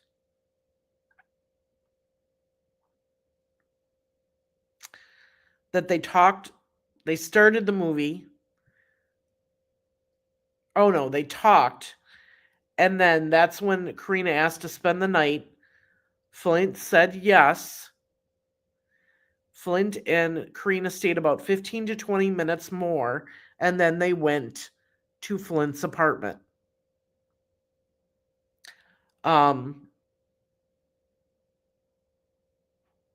So it was just the two couples, the relatives there, and they were watching a movie. They said 20 to 30 minutes after the movie started, they heard a noise from Flint Farmer's apartment. This was about 12:20 to 12:30. He was pretty certain on the time, and he said they had left by 3:30. He said they heard no one pounding on the door or banging on the door. And then he talked about the two apartments. There's a shared wall, Greeno, what he called a shared wall between the two apartments, where where Brad and Alyssa and then Flint Farmer had their couches on that shared wall. Okay. Okay. Right. Yeah, I got you. Okay. So he said he heard thumps and they were sporadic. And April kept jabbing his side because she was worried about what was going on next door. He asked his brother what that noise was, and he said his brother told him they were smashing pills on the table. He said he never heard any voices or arguing, and he didn't see Karena or Flint Farmer the rest of the night. He only saw Flint Farmer a week later at his brother's house. He also said that he didn't know that Karena was missing until he came back the next week for the weekly get-together with his brother, and the police were there talking to Brad and Alyssa, and he asked them to explain what was going on. He said that Brad got home and showed him a flyer of Karena and that he recognized her. But he told Ellie he didn't know her. And the reason he told him that is because his brother's wife was very adamant when they asked her what was going on, that Karena had never been there, she didn't know Karena, and all of this other stuff, and that basically making him and his wife feel like they had lost their mind and just imagined this. I hate that when people do that. He basically explained it like one of those, like, well, I know she was here. And he's like, no, you don't. You don't know anything. She actually said to him, you weren't here. Yes. She wasn't here. Right. You weren't here. She wasn't here. Like, just keep your mouth shut. You didn't see nothing, Right. see. It was, which it was, I don't want to say shocking, but it was surreal. I mean, I know I use that word a lot, but it is when you're sitting in that courtroom and you're like, wow, and I'll just go ahead and let you continue, Marv. He said that they went to police. They went to the police. He said they would talk about the case in front of his brother and his wife, or his brother and his wife would talk about the case in front of them, knowing that they went to the police. And that he heard his brother's wife talking to Flint Farmer about having to get the safe out of his house. He said there was no safe in his brother's apartment, and there was no safe in Flint Farmer's apartment. I'm not, and this is where I have a question. Like, maybe it was something, and I did watch the replay last night, but sometimes I have divided attention. Was there something mentioned about this safe yesterday? I mean, I'm missing the importance of this safe. Safe was found at his sister's house. Right. And I think what they're implying is that they kept the drugs in the safe. Okay. And that is why he had to get rid of the safe. Okay. And he was nervous. Like, why else? I mean, unless if he didn't have anything to worry about. And Karena, Yes. he said that Karena never came in his apartment. Then why would he need to move a safe? Well, this area right here, I think is, so these are the apartments. Okay, so there's an upstairs up here. Yep. And then you got a door here and a door here. Yep. And I think that his would be, or I don't know, this is the front door, I guess. I don't know if is this one apartment here? Or I don't know. I don't know. I guess only the people locally would know. So yeah, that's exactly. They described that in court today. Because remember, they said that the doors kind of faced each other, but diagonally. Yeah. Which door was theirs? It was his? The door on the left or right? Where? I don't think they said which was which. They didn't? Okay. No, I don't think so. And remember when Joanie was testifying, they came up the alley. Right. So they didn't even go to the front. Okay. But they had mentioned how one, I'm not sure which brother it was, not the one testifying, the other one, that they would leave their, I mean, you're probably getting ready to get into this, Marv, but they would leave their porch light on and door open until they went to bed. So Brad Wheeler would leave his door open and the porch light on. Which, looking at that picture, because I was like, wow, who leaves their door open? But obviously there's a screen door open, and they probably left the door behind that open until they went to bed. Right. That's the Village Pantry right here. Right here's the Village Pantry. Mm-hmm. And then right here is where he lived. Okay, so it's like really close. So like when they're talking about walking in the alley, they're talking about going back this way and then walking down here and then coming over here from behind it. Literally houses away. And it's a marathon station now, but it used to be a Village Pantry. Gas station, and the thing still says Village Pantry on it. Okay. Right, but yeah, so it's a marathon gas station though. Oh yeah, like if anybody were to drive by today, it's not Village Pantry, it's Marathon today. Correct. He said that he saw his brother Brad at the grand jury trial. Hasn't talked to him about this case. That there's been no chance to even talk to him about this. And that the brother would just say, when he tried to get him to talk about the case, he would just say, I don't know what you're talking about. So these brothers they were estranged for a while. Not happy. I'm sure Brad was not happy that his brother turned him in. And he had talked about how, he talked about he's like, that's my older brother. Like, I love him. I mean, he said that on the stand. He's like, I look up to him. He said, this was a hard decision for me. Not a hard decision, but look at what position it puts him in. He wanted to go to the police and tell them the truth of what he knew.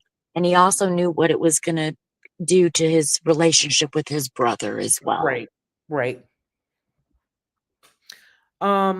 He said that he observed Flint's unusual conduct, or they asked him if he observed Flint's unusual conduct, and he said no. You could tell he was a normal person addicted to rugs. He said there was no hesitation when Karena asked to spend the night by Flint Farmer. He did not see Flint and Karena go to Flint's apartment, only heard them. And he said, and no one else came by.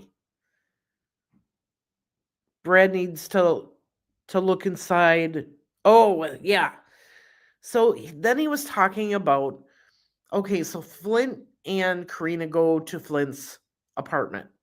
He told his brother he needed to go check on the safe because Flint would accidentally leave it open. And he had to make sure that it was closed. And so he went over there and then came back and said, yeah, everything is okay. That doesn't even sound legit. I know. He said he observed Brad going to Flint's before the noise. Okay. So So that that means was important. before the noise, because wasn't he one of the Yes. ones to help move her? Yes. Okay. He said after the noise, he asked Brad what was going on.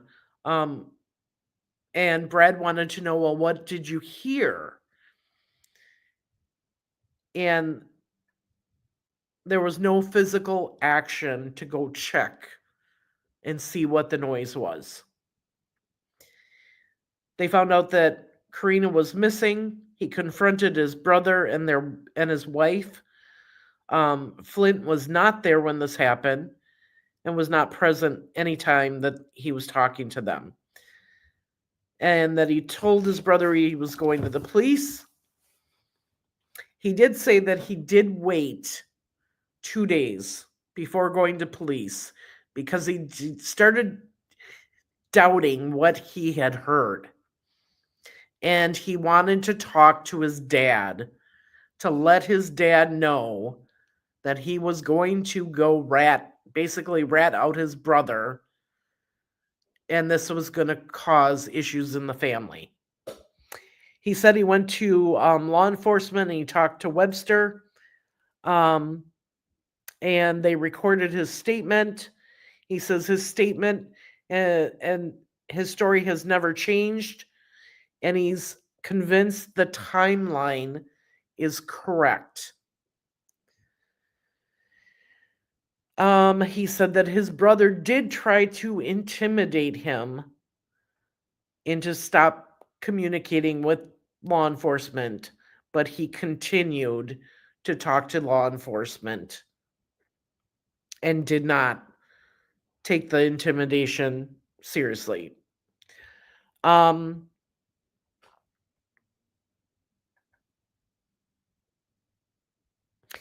They said, what if Flint Farmer said that Karena did not stay the night? He says, that's a lie. That is not the truth. He said he used weed, but it did not impair his ability to remember anything. Says he was physically estranged. Brother went from 10 feet tall in his mind to 3 feet tall. That he will not lie for his brother. He doesn't have any ill will against him, but he just wants Karena to have justice. And they asked him when he reported this, and he said it was like 7 to 8 days after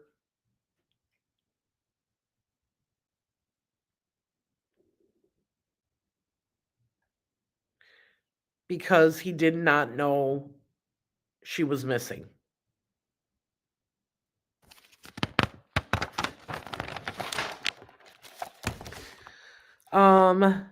And that he didn't see anything happen to Karena either. He said the trajectory of the sound came from behind them.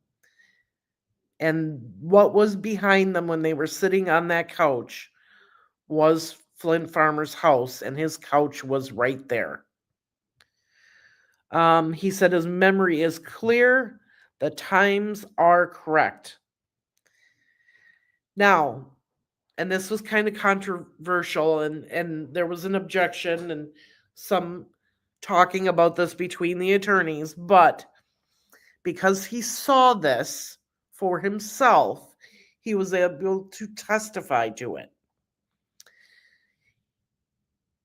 He said that they asked him if he ever saw anybody crushing pills, and he said only around his brother when he did it.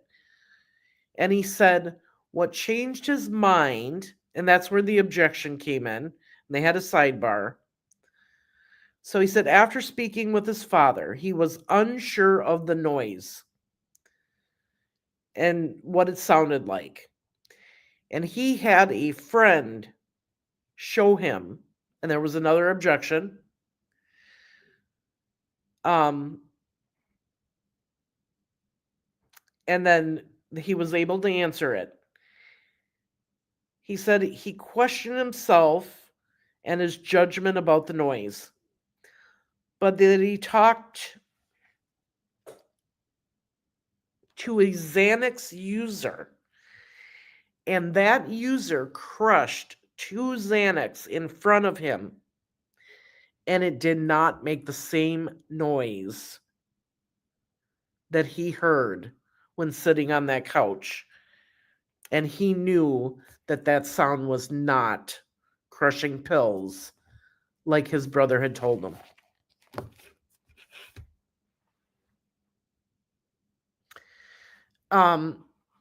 King Cliff is right. This man never gave up. He told Jerry the same story years ago. It has not changed. Where'd they go? Am I not here? Oh, you are. You're just on the bottom now. Can you talk to the audience and everything while I go to the bathroom and just tell them what you thought about his initial testimony?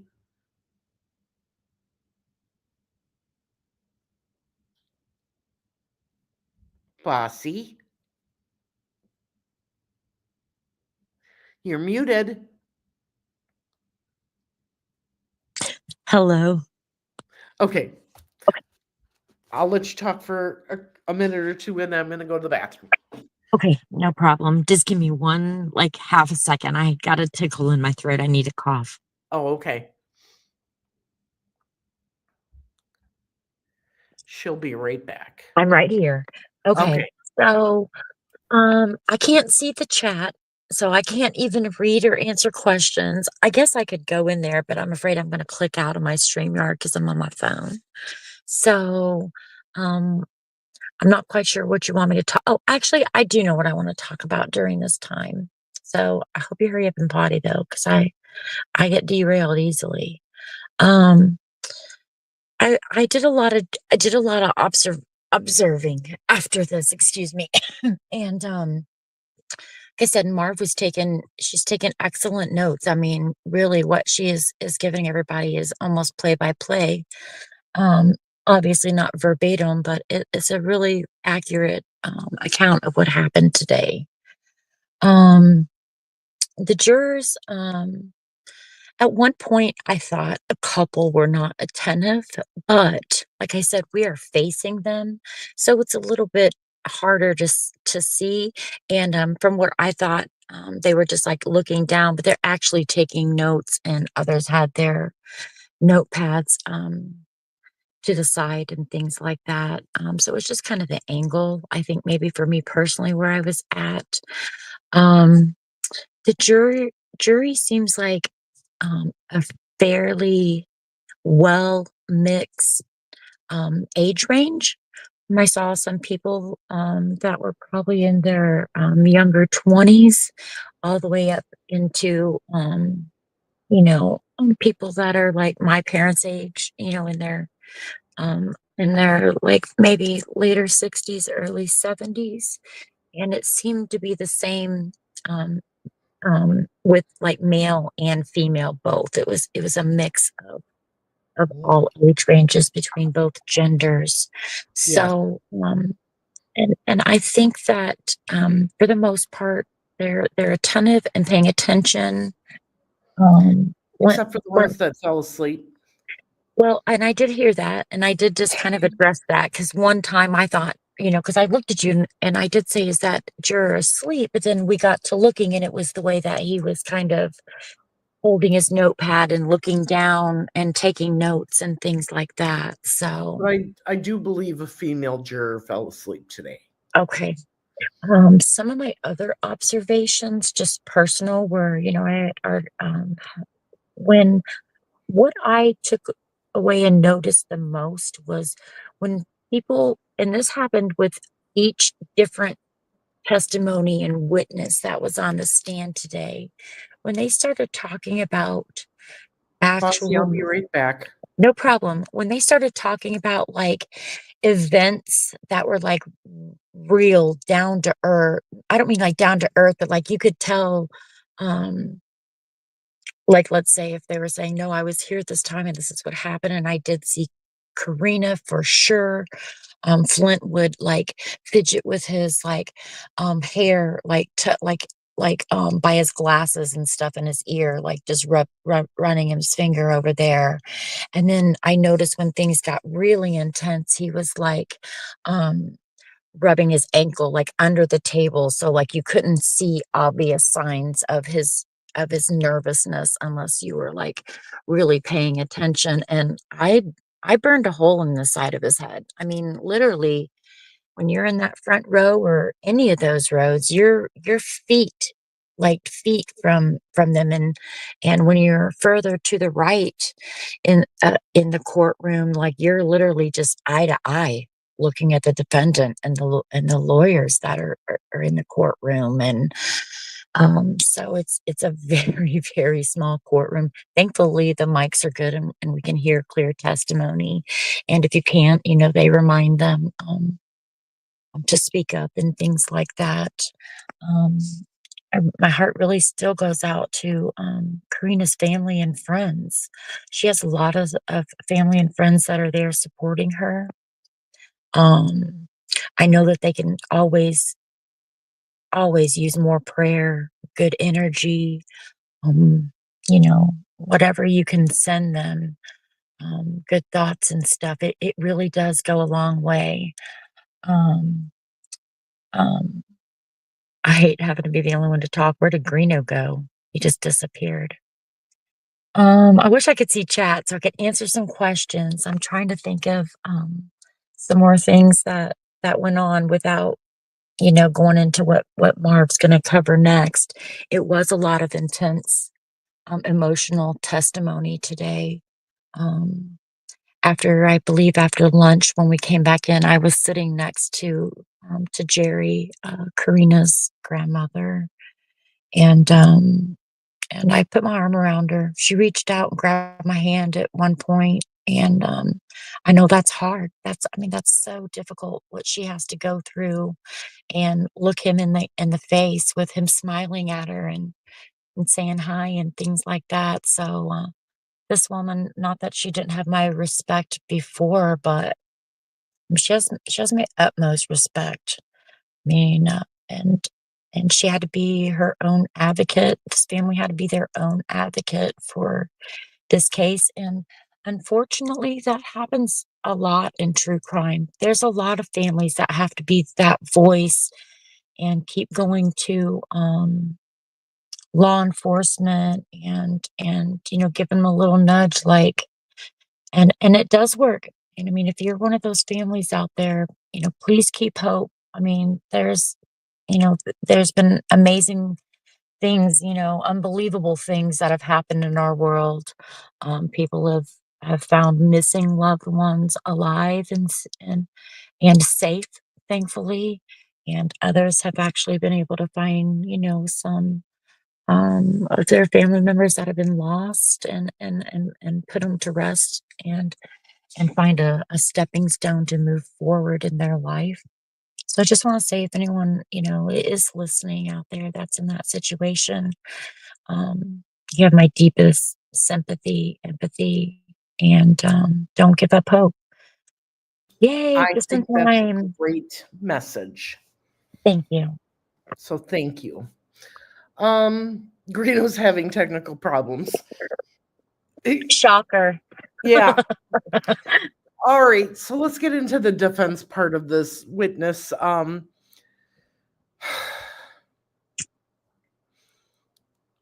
He said, first thing he asked him is, could you tell that people were crushing pills in the kitchen? And he said he knew that his brother and Flint Farmer were going in and out of the kitchen, and that Karena only went in there one time, but he didn't know exactly what they were doing. He assumed they were doing rug transactions, since other people were coming in and out of the house. And then he starts in on this witness about his previous testimony given in July of 2022. And he said, yeah. And there was an objection. And they're harping on him that you only saw her go in the kitchen once. And he said, yes. And others came to the house. And he said, yes. And he says, and you were smoking weed? And he said, yes. And they asked him how strong it was, if it was really strong weed.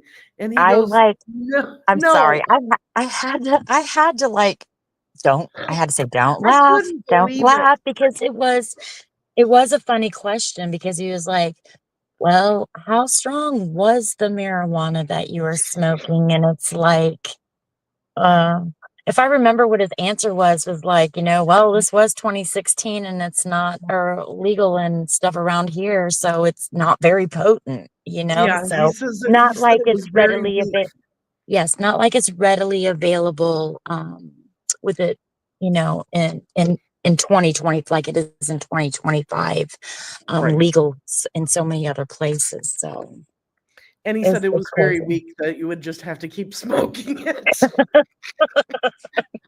which made us giggle. It did. And then he asked him if he had seen this person named Dottie stop by. And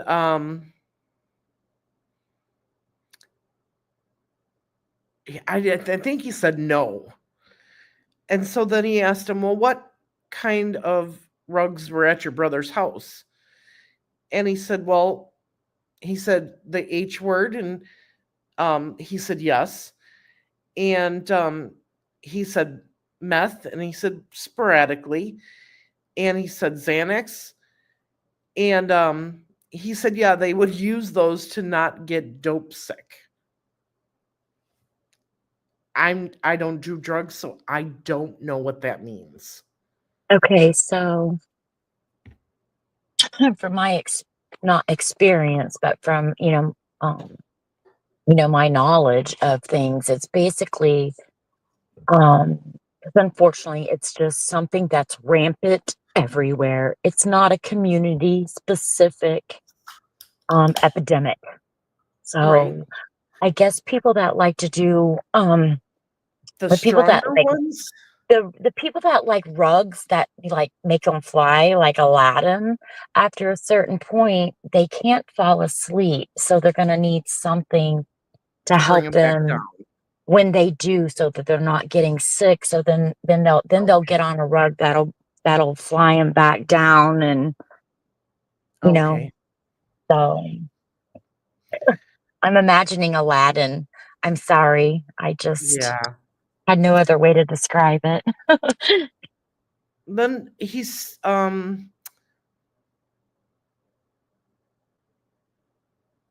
was talking about the 9 to 9:30 mark at night. And that he had met Karena and she left. And he said yes. And that she was scared and worried. And that he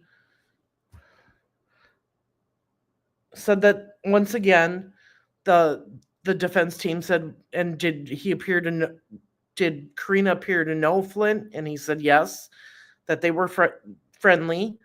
That there was didn't seem like there was any actual relationship. And that it looked like Karena looked towards Flint for safety. And he had answered yes to that. And then they started talking about the Zanny walk. Catatonic state. So he said, did Flint appear to be in a Zanny walk? A catatonic state for a few minutes. And this gentleman answered yes. Then they got into the videos at VP again. And he says, so at 10:32, they left and your brother went with and came back with ice cream? And he said, yes. He told him it was a short walk from VP to the house. He said they started the movie about midnight. And the movie was started after Karena and Flint left. And he asked about his previous testimony. Did you give previous testimony? He said yes. And they bring out defense F. He says, do you recognize this? And he answered yes. He asked him to look at page 103, lines 6 and 7. And he said, in this statement, isn't it true that the time you said you left your brothers was between 2:30 and 3?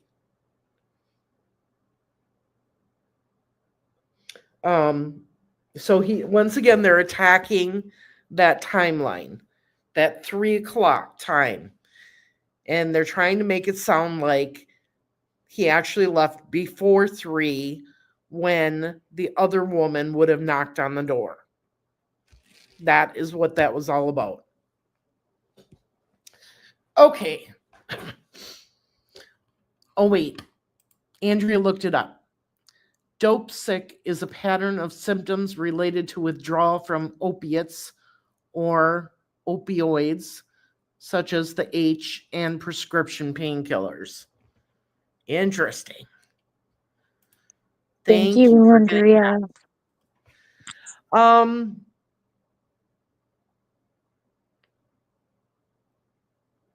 Then the defense was asking about the tight quarters and that shared wall. And they were talking about the layout of the doors, and he was describing the way that the doors were to the attorney. And they asked him if someone was banging on the door to enter Flint's apartment, would you hear it? And would you have heard arguing? And he said if somebody had been banging on the door and was arguing out there, yes, they would have heard it. And then he said, what about the neighbor upstairs? And he said his name. It's Gabe Elizarius, who lived upstairs. And they said they didn't see Gabe come downstairs. He also said he didn't find it unusual regarding the bumps, and that he wasn't concerned enough to check or call 911. And Jerry actually wanted to, at that point, because we thought at one point they said Gabe Ellis, and she let me know that no, it's not Gabe Ellis, it's very similar. Elizarius or something. Yes. But he said it so fast, I thought he said Ellis. I thought so too, because Gabe Ellis was mentioned earlier. So, but I'm very, I'm glad that she clarified that for us. Yes. He said that he believed his brother about crushing the pills because the defense asked him, well, why didn't you check? And he said, because I believed my brother that when he said they were just crushing pills. And then once again, they had him verify that the movie started at midnight. And that Flint Farmer actually could have stayed longer than the 15 minutes that he originally thought. And then they asked him if his brother had been sleeping, and he said, no, my brother was awake the whole time, using opiates and meth. He said when the movie ended, his brother stood up, undressed, and was ready for bed. He said that Alyssa walked to the door and talked to them for about 10 minutes. She was intoxicated. April had been, they asked him, was April smoking weed? And she said yes. And he asked him something about snorting Xanax. I didn't get the full question, but the response was, well, that's why they would crush it back then. Right. Right. And the defense, I think they just were done after that, because then it went back to the prosecution, and the prosecution just highlighted a few things.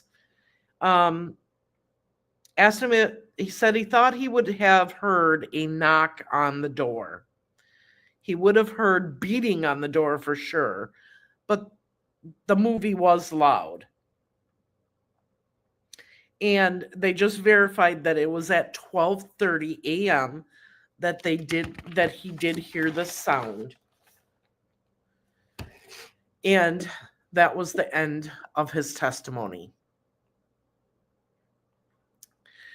So now we're going to go into April's testimony. I'm not going to go through every little part of it because a lot of it matches up with her husband's testimony. But there are some key things that I want you guys to realize from her testimony, because this was the most outstanding testimony I've ever heard in my entire life. It was good. He says, he opens up and he says, how old are you? And he's like, oh, I know I probably shouldn't ask you that. She goes, I don't have a problem telling you. I'm 44 years old. She's working currently at Cracker Barrel.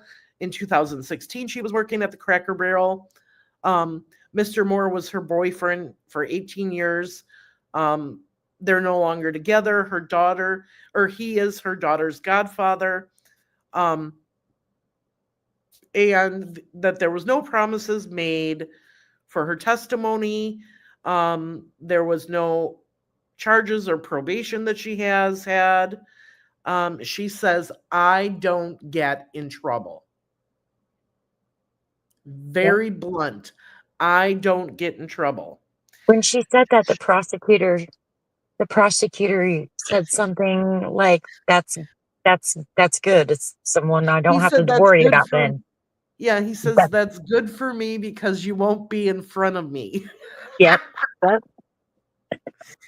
Yep. So then she started telling us about Brad and Alyssa, that it's her brother and sister-in-law, that they have weekly movie night with Brad and Alyssa, and that on October 11, 2016, they were at the Wheelers' house. She says they arrived about 2:33 p.m. She said Brad, Alyssa, and Flint Farmer were present when they arrived. She met Flint Farmer and Karena for the first time that day.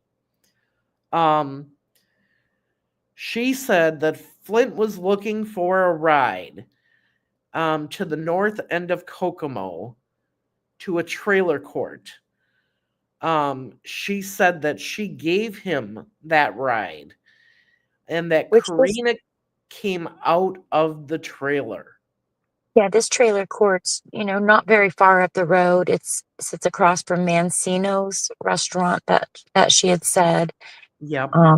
And I don't know if you're getting ready to say this or not, but she said he paid her $50, and it's literally like not even 10 minutes up the road. Right, but he paid her $50 to drive him there.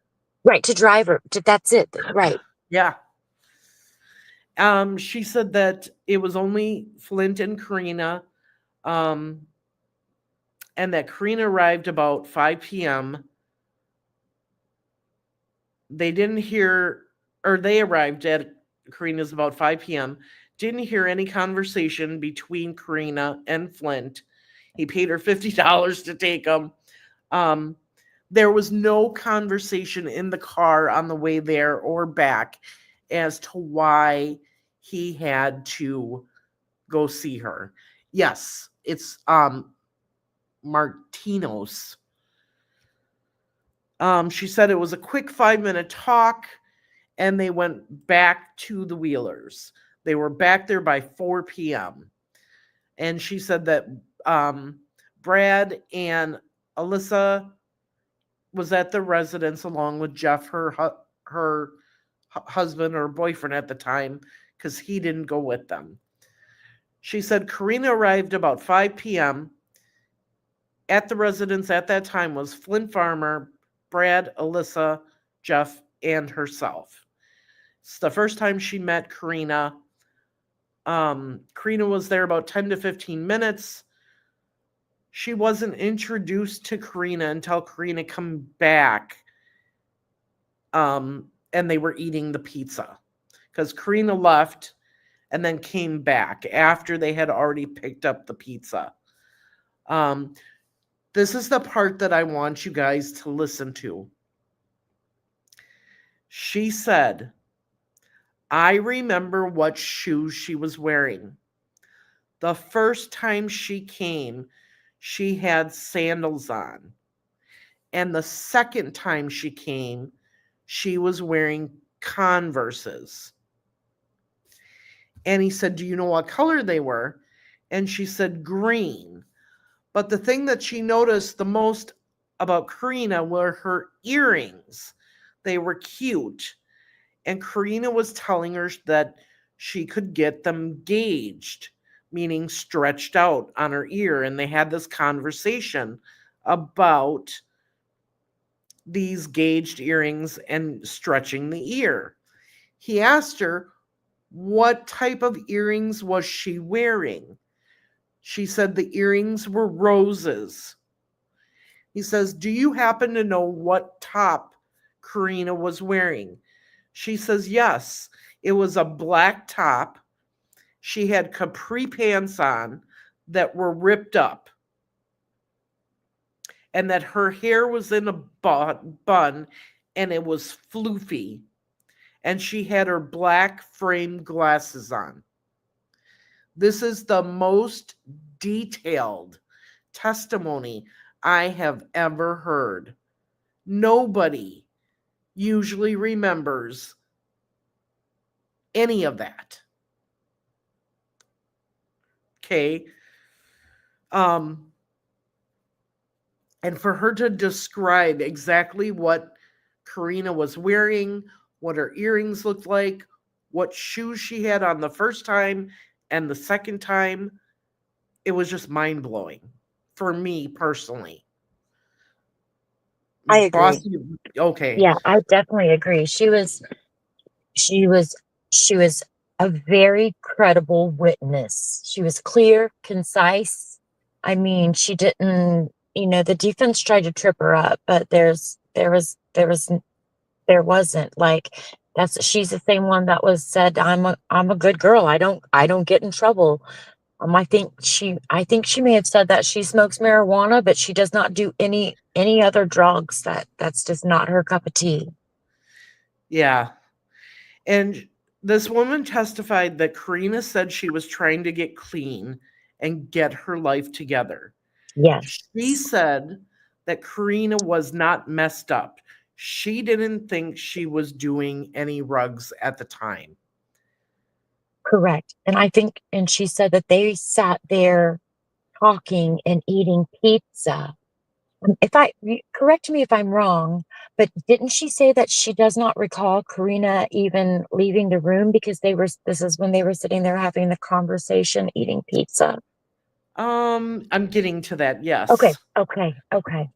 So she admitted that she used weed, but she was not under the influence while she was testifying. She has never done any hard drugs. She doesn't even drink alcohol because her parents were alcoholics. And she doesn't even go to bars. And because the prosecutor said, oh, you're the DD. And she's like, no, I don't even like to go to bars to pick somebody up.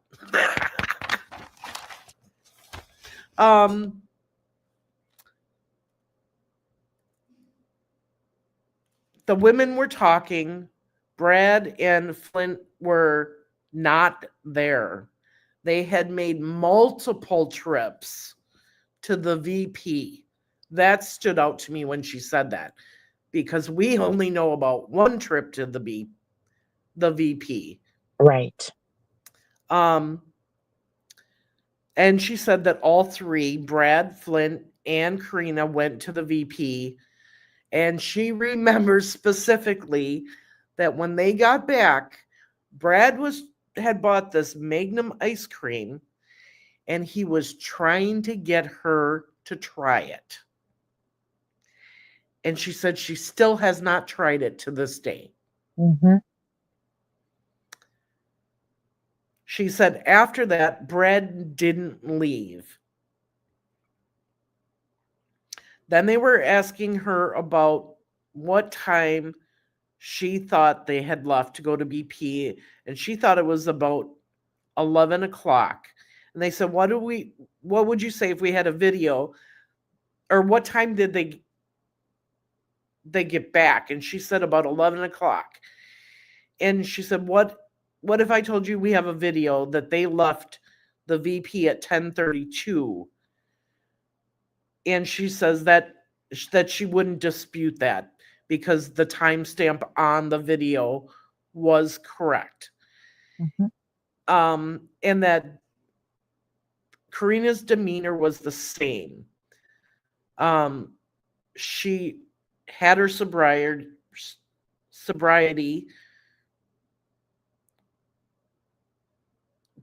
talk with her before they left. She never seen her slur or stumble the entire evening. She did have a nervous anxiety the first time that somewhat went away as the night went along, but didn't go away completely. She said that Flint and Karena did interact, or she didn't see them interact. She doesn't recall Karena asking to stay the night. He asked her what movie they watched, and she said Star Wars, but she was not he asked her which one. She says, I don't know. I'm not a fan. Then they got talking about the noises. And he says, so a noise got your attention. And she said, no, noises. She said there was a struggle. A table had been kicked. There were things moving around as the table jumped. And I don't mean to interrupt you, but this is probably a trigger warning point. So if anyone, Yes. you know, this is going to be difficult to listen to. Yep. If there's any family in here that hasn't heard this might be a trigger. Mm-hmm. Because the things she said next really went through me and affected me. Definitely. So she said there was a guttural noise, that it was animalistic, primal, and that it was a human moan. She said it was hard to describe it. It was more than a moan. And then everything went quiet. So she said she heard thumping, loud wrestling, the table moving. She had assumed that the table was jiggling and that things that were laying on top of the table had been bouncing on the table. When she heard this, she was concerned, and she asked Brad and Jeff, what was that? And Brad looked, didn't go into the apartment, but kind of looked out the door and said, oh, that is them crushing pills. She said that at 11:30, or I'm sorry, 1:30 a.m., that door was open and the porch light was left on until about 2:45 to 3 a.m.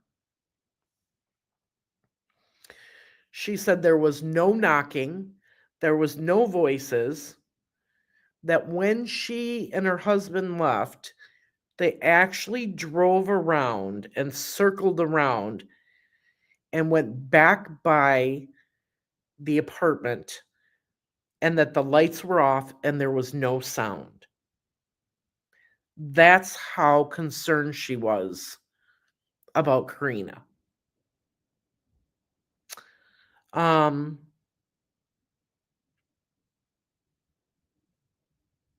That got to me.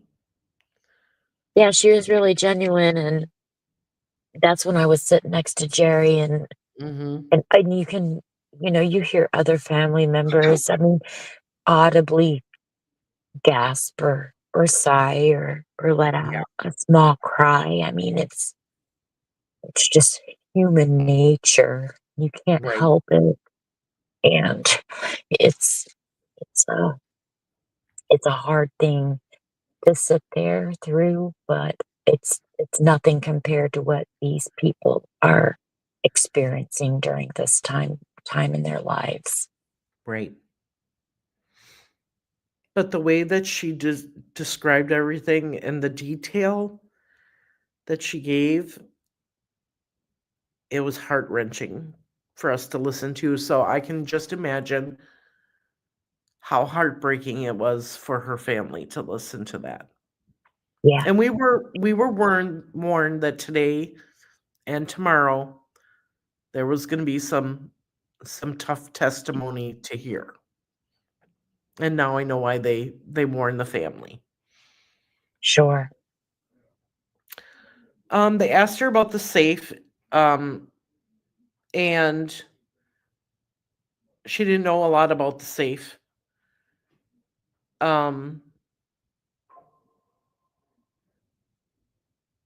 She said that when they went back a week later, law enforcement was there. And they were asking questions. And she actually thought that the police were there to arrest them for the rugs.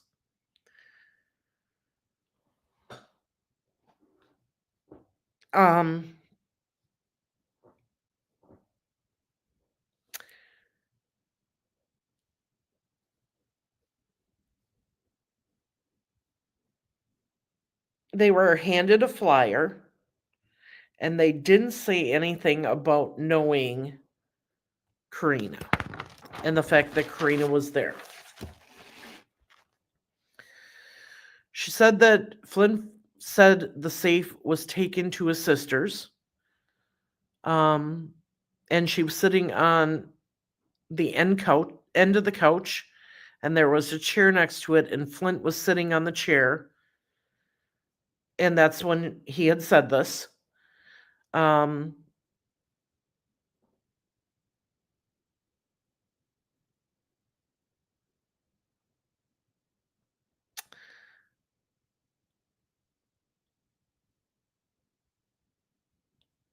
They asked her if there was any other hand gestures or comments relating to the safe, and Alyssa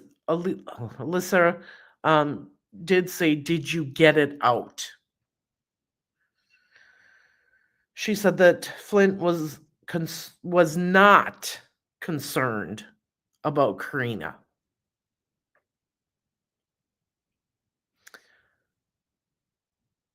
Yeah, basically they were asking her, like, out of these people that were concerned, like, did Flint, since he was excuse me. So this group of people were the last people that basically saw Karena with Flint when she went to stay at his house.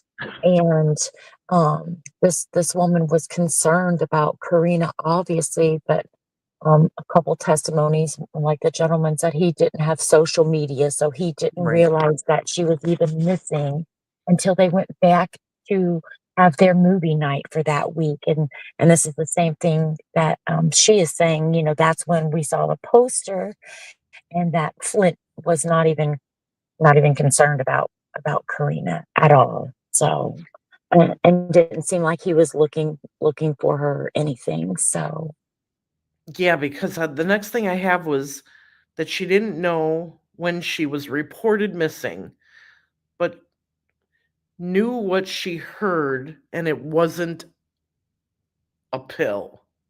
And there was an objection for speculation. mhm. Found out at the Wheelers that Karena was missing. She about fainted. Alyssa denying she was even there or that they were there. She knew that they were involved some way. Flint was acting nervous, visibly nervous at Brad and Alicia's house. They asked her, at what point did you make a statement? 2 days after. So they go to the house a week later. They find out she's missing. They spoke to Jeff's dad first, gave a statement. They've been consistent in their testimony today and throughout all of them, and they've given multiple statements. They have testified voluntarily. They have admitted that Jeff used weed and that she did not personally see any violence against Karena. They asked if she had any animosity towards Brad and Alyssa, and there was an objection for relevance. They said that she was testifying by her own belief and that this was 9 years of her memory in the making. That's And what she isn't said at the end. and if I from my memory, this part towards the end of her testimony is where we got a lot of objections from Yes. the defense. Yes. And because they would ask her a question and then want to cut. I felt like, they wanted to cut her off a little bit after a Yes. certain point and not let her finish the once they heard the beginning of what they wanted to hear, they Yep. didn't let her finish it out. So you got the whole story or Right. what she was trying to portray. And the prosecutor, on the other hand, was trying every which way he could to get her to be able to answer this stuff, rephrasing questions. I mean, it was a sight to see. Yes. So then the defense comes on, and they're talking about, asked her, what time did they arrive? She said 2:30 p.m. She said, they asked her when she met Flint Farmer. She said immediately. She said it was 10 or 15 minutes later that they left to go to the trailer park, and that it took 10 to 15 minutes to get there. The reason that she drove him, even though she just met him, is that because her brother-in-law and sister-in-law said that she's fine and that she would be safe with him. She said she did not know if it was Karena's grandmother's residence. She said then they drove back to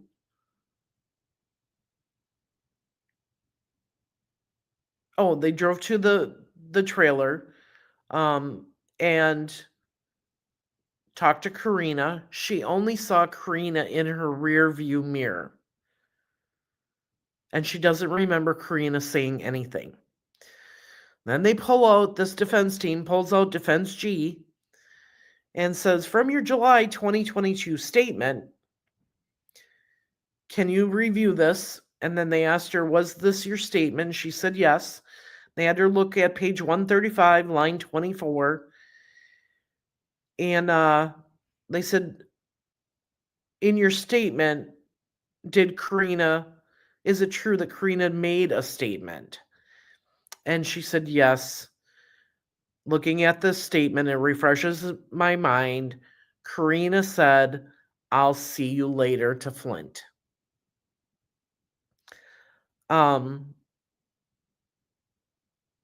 She said she just got a glimpse of Karena through the rearview mirror. She didn't know what her demeanor was because they asked about that.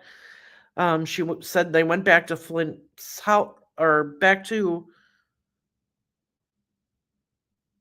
the apartment, and that it was chaos because it was apparent that there was a party type energy, and everyone wanted to have a good time. She said that Flint's mood and demeanor was jungle fever. Said he was going to get lucky and was in a very good mood. She said That was hard to listen to. Yes. She said that Flint is the one that paid for the pizza. Karena arrived about 8:30 p.m. She said she doesn't know what people were doing in the kitchen. She said she does know that Karena followed Flint to the kitchen. She said Karena's demeanor never changed throughout the evening. They asked her to review another statement. She says, I don't remember that. I do not remember saying Karena was inebriated. And then they kept calling it the back room. The defense team did. She goes, well, the back room is the kitchen. And she assumed that there was drug use going on. But she never saw it. She said that Karena did go in the back room. And after she exited, they said, according to your statement, after she exited the back room, didn't you state that she wasn't the same? She says, I don't remember that. And they said, well, when you gave testimony in 2022, you said they were inebriated at that point. And she said, yes. That Flint Farmer was in a good mood. Yes. He exited the kitchen. Did Flint Farmer's demeanor change? Yes. Then she called it air. They said, didn't you refer to it as Zanny Whopped? She said, yes. And they said, what is Zanny Whopped? And she said, it's when he's slumped over and kind of out of it, and he hears a noise and pops back up and joins the conversation as if nothing ever happened. She said he was intoxicated. They asked her, did anyone leave? She said yes. About an hour and returned about 11. She said that Frank and Karena said goodnight and went to, or Flint and Karena said goodnight and went to Flint's house. She said they smoked a joint and started the movie. And that he asked her how strong the joint was. She said not very strong. That it did not, she said it never smoked us into stupidity. And I got a kick out of that comment. They asked her if she'd ever been in Flint's apartment. She said no. She was talking about the fact that there was one couch, one chair, and a coffee table in Brad's apartment, and that she was seated on the couch with Jeff and Alyssa. She heard the struggle, the jingling noises of the table, the loud primalistic moan. Then they said, well, in your January 10th, 2017 statement, is this your statement? Did you review it? She said yes. She didn't dispute the copy. She trusted KPD. And they said, well, in this statement, didn't you say during your interview that you heard banging? And she's like, well, it was loud enough to hear over the TV. And that she was worried about Karena all night. Very worried about her. And after hearing the banging, Brad looked and assured them that they were just crushing pills. She said nothing happened. They watched the movie. Brad shut the porch light off and closed the door, and they left.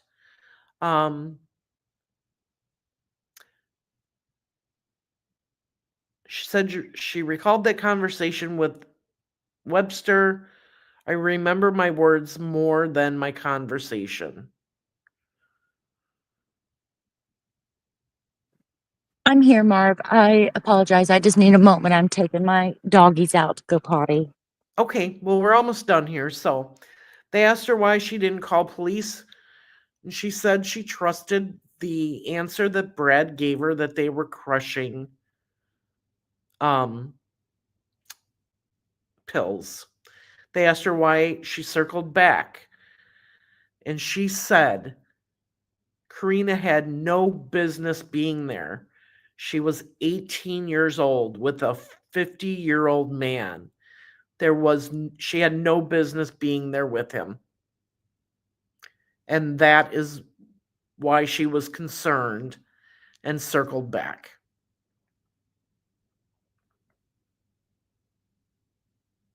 And that was the end of her testimony. And they did say, the defense said, but they had asked her like, but you weren't concerned enough to call law, right, or to call law enforcement or something like that. So, and she had said no because Brad had said, she's probably all right. Right. Or it was just, crushing up pills in the next room or something like that. And she also, during her testimony, had said, like she said, she was, doesn't do stuff like that. And she's kind of naive about how they crush pills up. So she thought maybe it would be like some type of process that is loud like that. Right.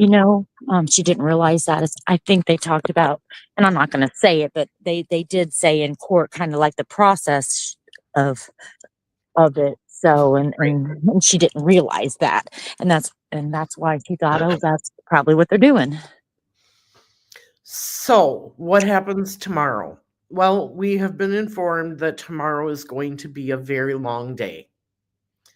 I'm assuming the court is going to go until 6 or 7 p.m. because the prosecution has to finish their case. The defense witnesses are set to start on Monday. And from the sounds of it, the defense only gets Monday. Really? They only get one day to present their case? Or because they don't have as many witnesses. I gotcha. So who's going to testify tomorrow? Well, we know that Brad and Alyssa will be testifying tomorrow. We also know that Flint Farmer's daughter, Riley, will be testifying tomorrow. They were actually supposed to testify today, but we didn't get to them. So that is why we will be running late tomorrow. So the live tomorrow is going to be kind of hung in the air. It's going to depend on when we get out of court. So I'll just tell you that right now. It's going to be a spur of the moment.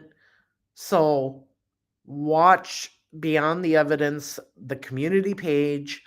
I will try to post on there when I think we're getting out and about what time the live will be. Yes, his daughter is testifying against him because when Karena's mother testified, Riley had called her and she recorded the calls. And there was some information given during that recording. So she will be testifying. Let me see here.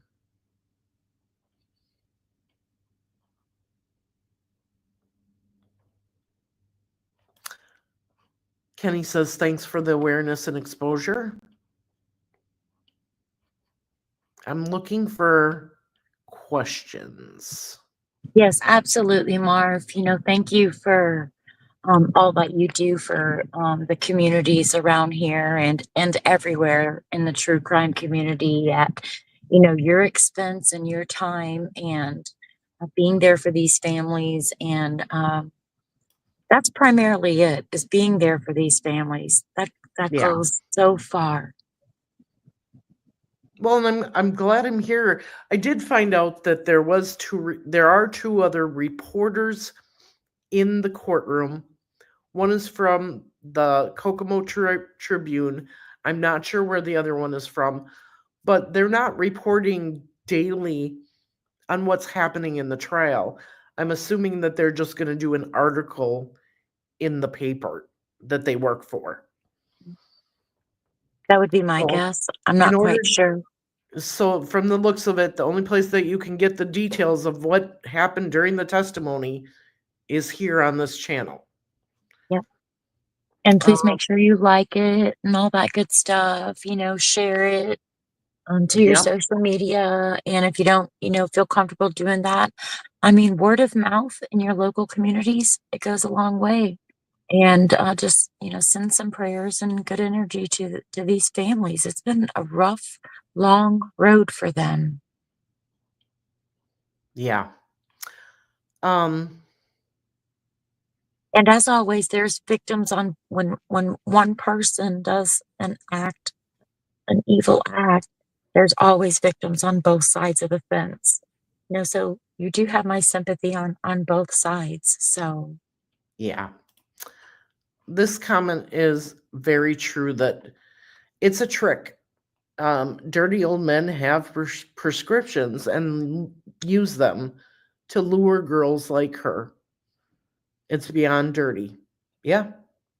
Well, and I'm not sure if you want me to share, my experience tonight, or if you want me to kind of wait until after trial or whatever that I kind of told you today. After trial. Okay. And it's not anything it's just, it just goes to his, his nature. It was a chance encounter. So we were told that by these witnesses today, that Flint would buy her whatever she wanted. Yep. And I believe she had just turned 18.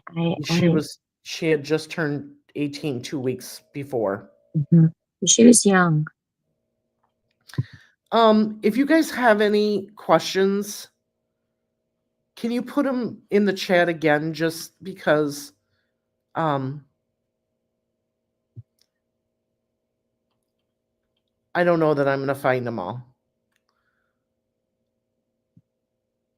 And Marv has had a long day. She is. I'm going to take some notes. Welcome, Holly. Or Holy. My eyes are going. I can imagine, especially after taking all those notes. Great. Andrea, I would appreciate. Oh, my hand was cramping. You guys can ask Bossy. Today, my head was down and I was writing feverishly. Yes. And at the end of the day, I'm like, I hope we don't have any more witnesses because my hand is cramping so bad right now. Yep.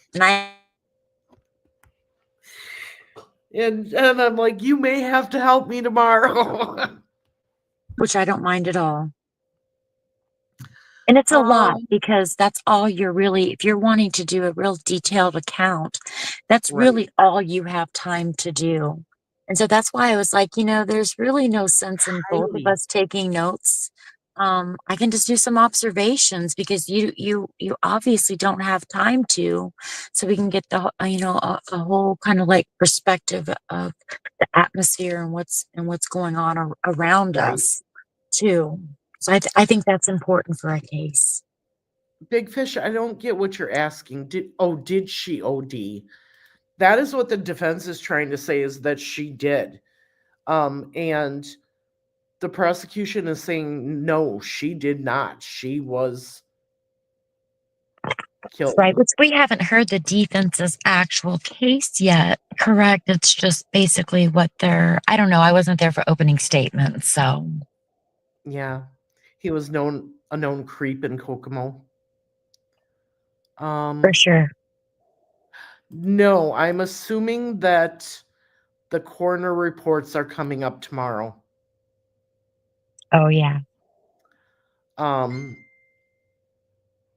And those have not been. There's some pretty intense witness testimony tomorrow, too. I lost my phone and it's dinging.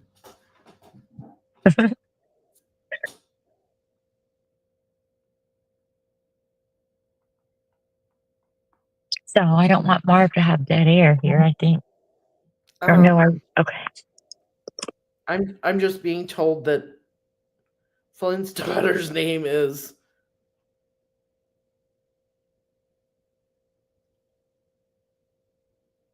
it's not Flint. Kylie is Flint's daughter's name. I kept saying Riley, so I apologize. Okay. Part of that is not being able to read my own writing. And it's a smaller room, and it's, mic'd, has microphones in it. So there's still a little bit of echo. So there are names that I'm like, is this, like, for example, it's Joanie, correct? Like Joni? Yes. At first I thought he said Jody. So, they're talking fast, and they obviously know. And if you're in a situation and they don't where ask anybody to spell their names, so. Right. So it does make it a little bit difficult unless they repeat it several times and you're like, oh wait, he's saying Joanie, not Jody. So no, she was not shot. We believe that if anything, she was strangled. So that's all I have for you tonight. I appreciate everyone who has come and watched this. This is a fan-funded page. So if you would like to make a donation, you certainly can. I need my toured transcriber to decipher my notes. Yeah, exactly. As I said, this is a fan-funded page. If you would like to make a donation to help with the travel expenses, the hotel stay, the gas, the food, anything would be appreciated.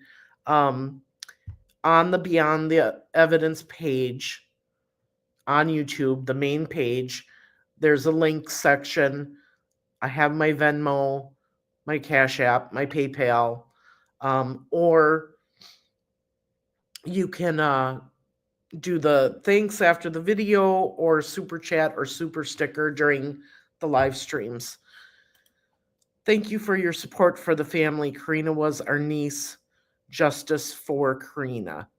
yeah, Absolutely. And purple was Karina's favorite color. So if you guys could just maybe light up the chat as we're closing out with some purple hearts or, anything like that, to show your support. I mean, just being here and like Marv said, spreading the word and spreading awareness and keeping Karina's great memory alive on what a bright, wonderful, that's one thing I took away from the majority of the testimony, and everyone that I've talked to about her is she would light up a room.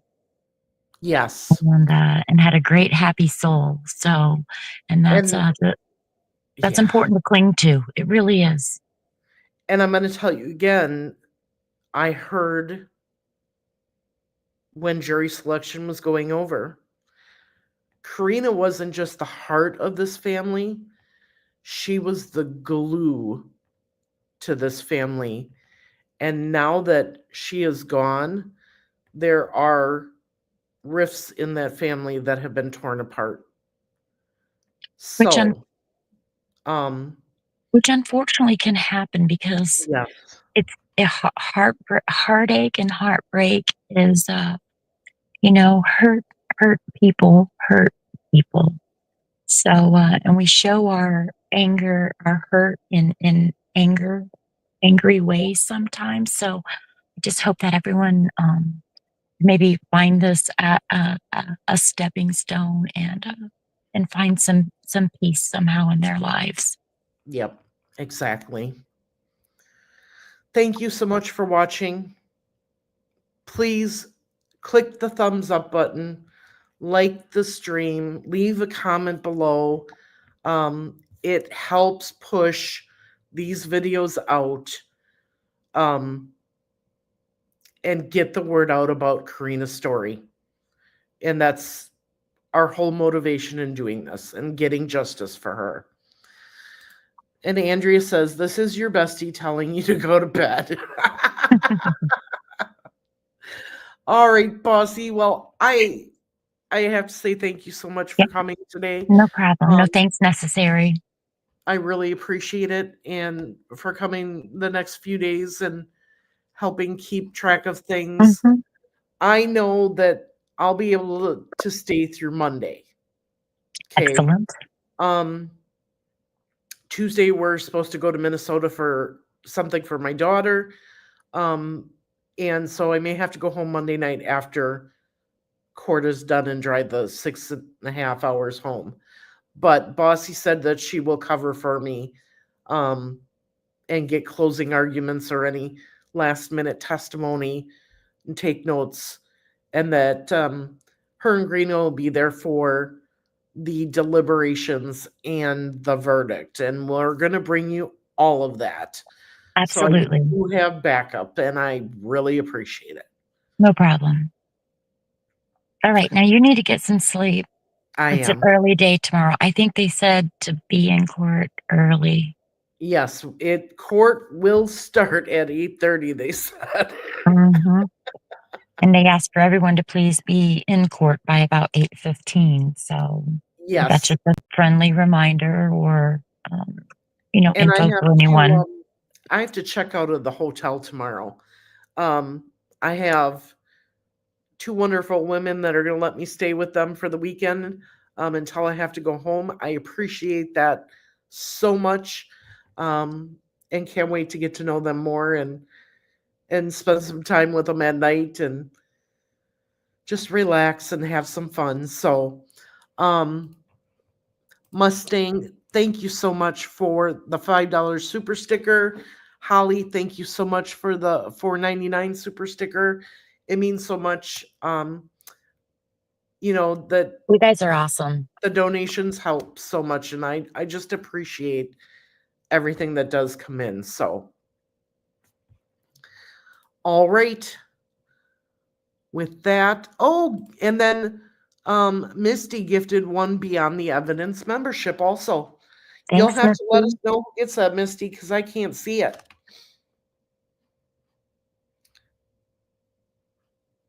That's awesome. Memberships go a long way too. Yep. Plus, I'm not sure if you get any exclusive perks or anything, but you do probably get some. You got it, Misty.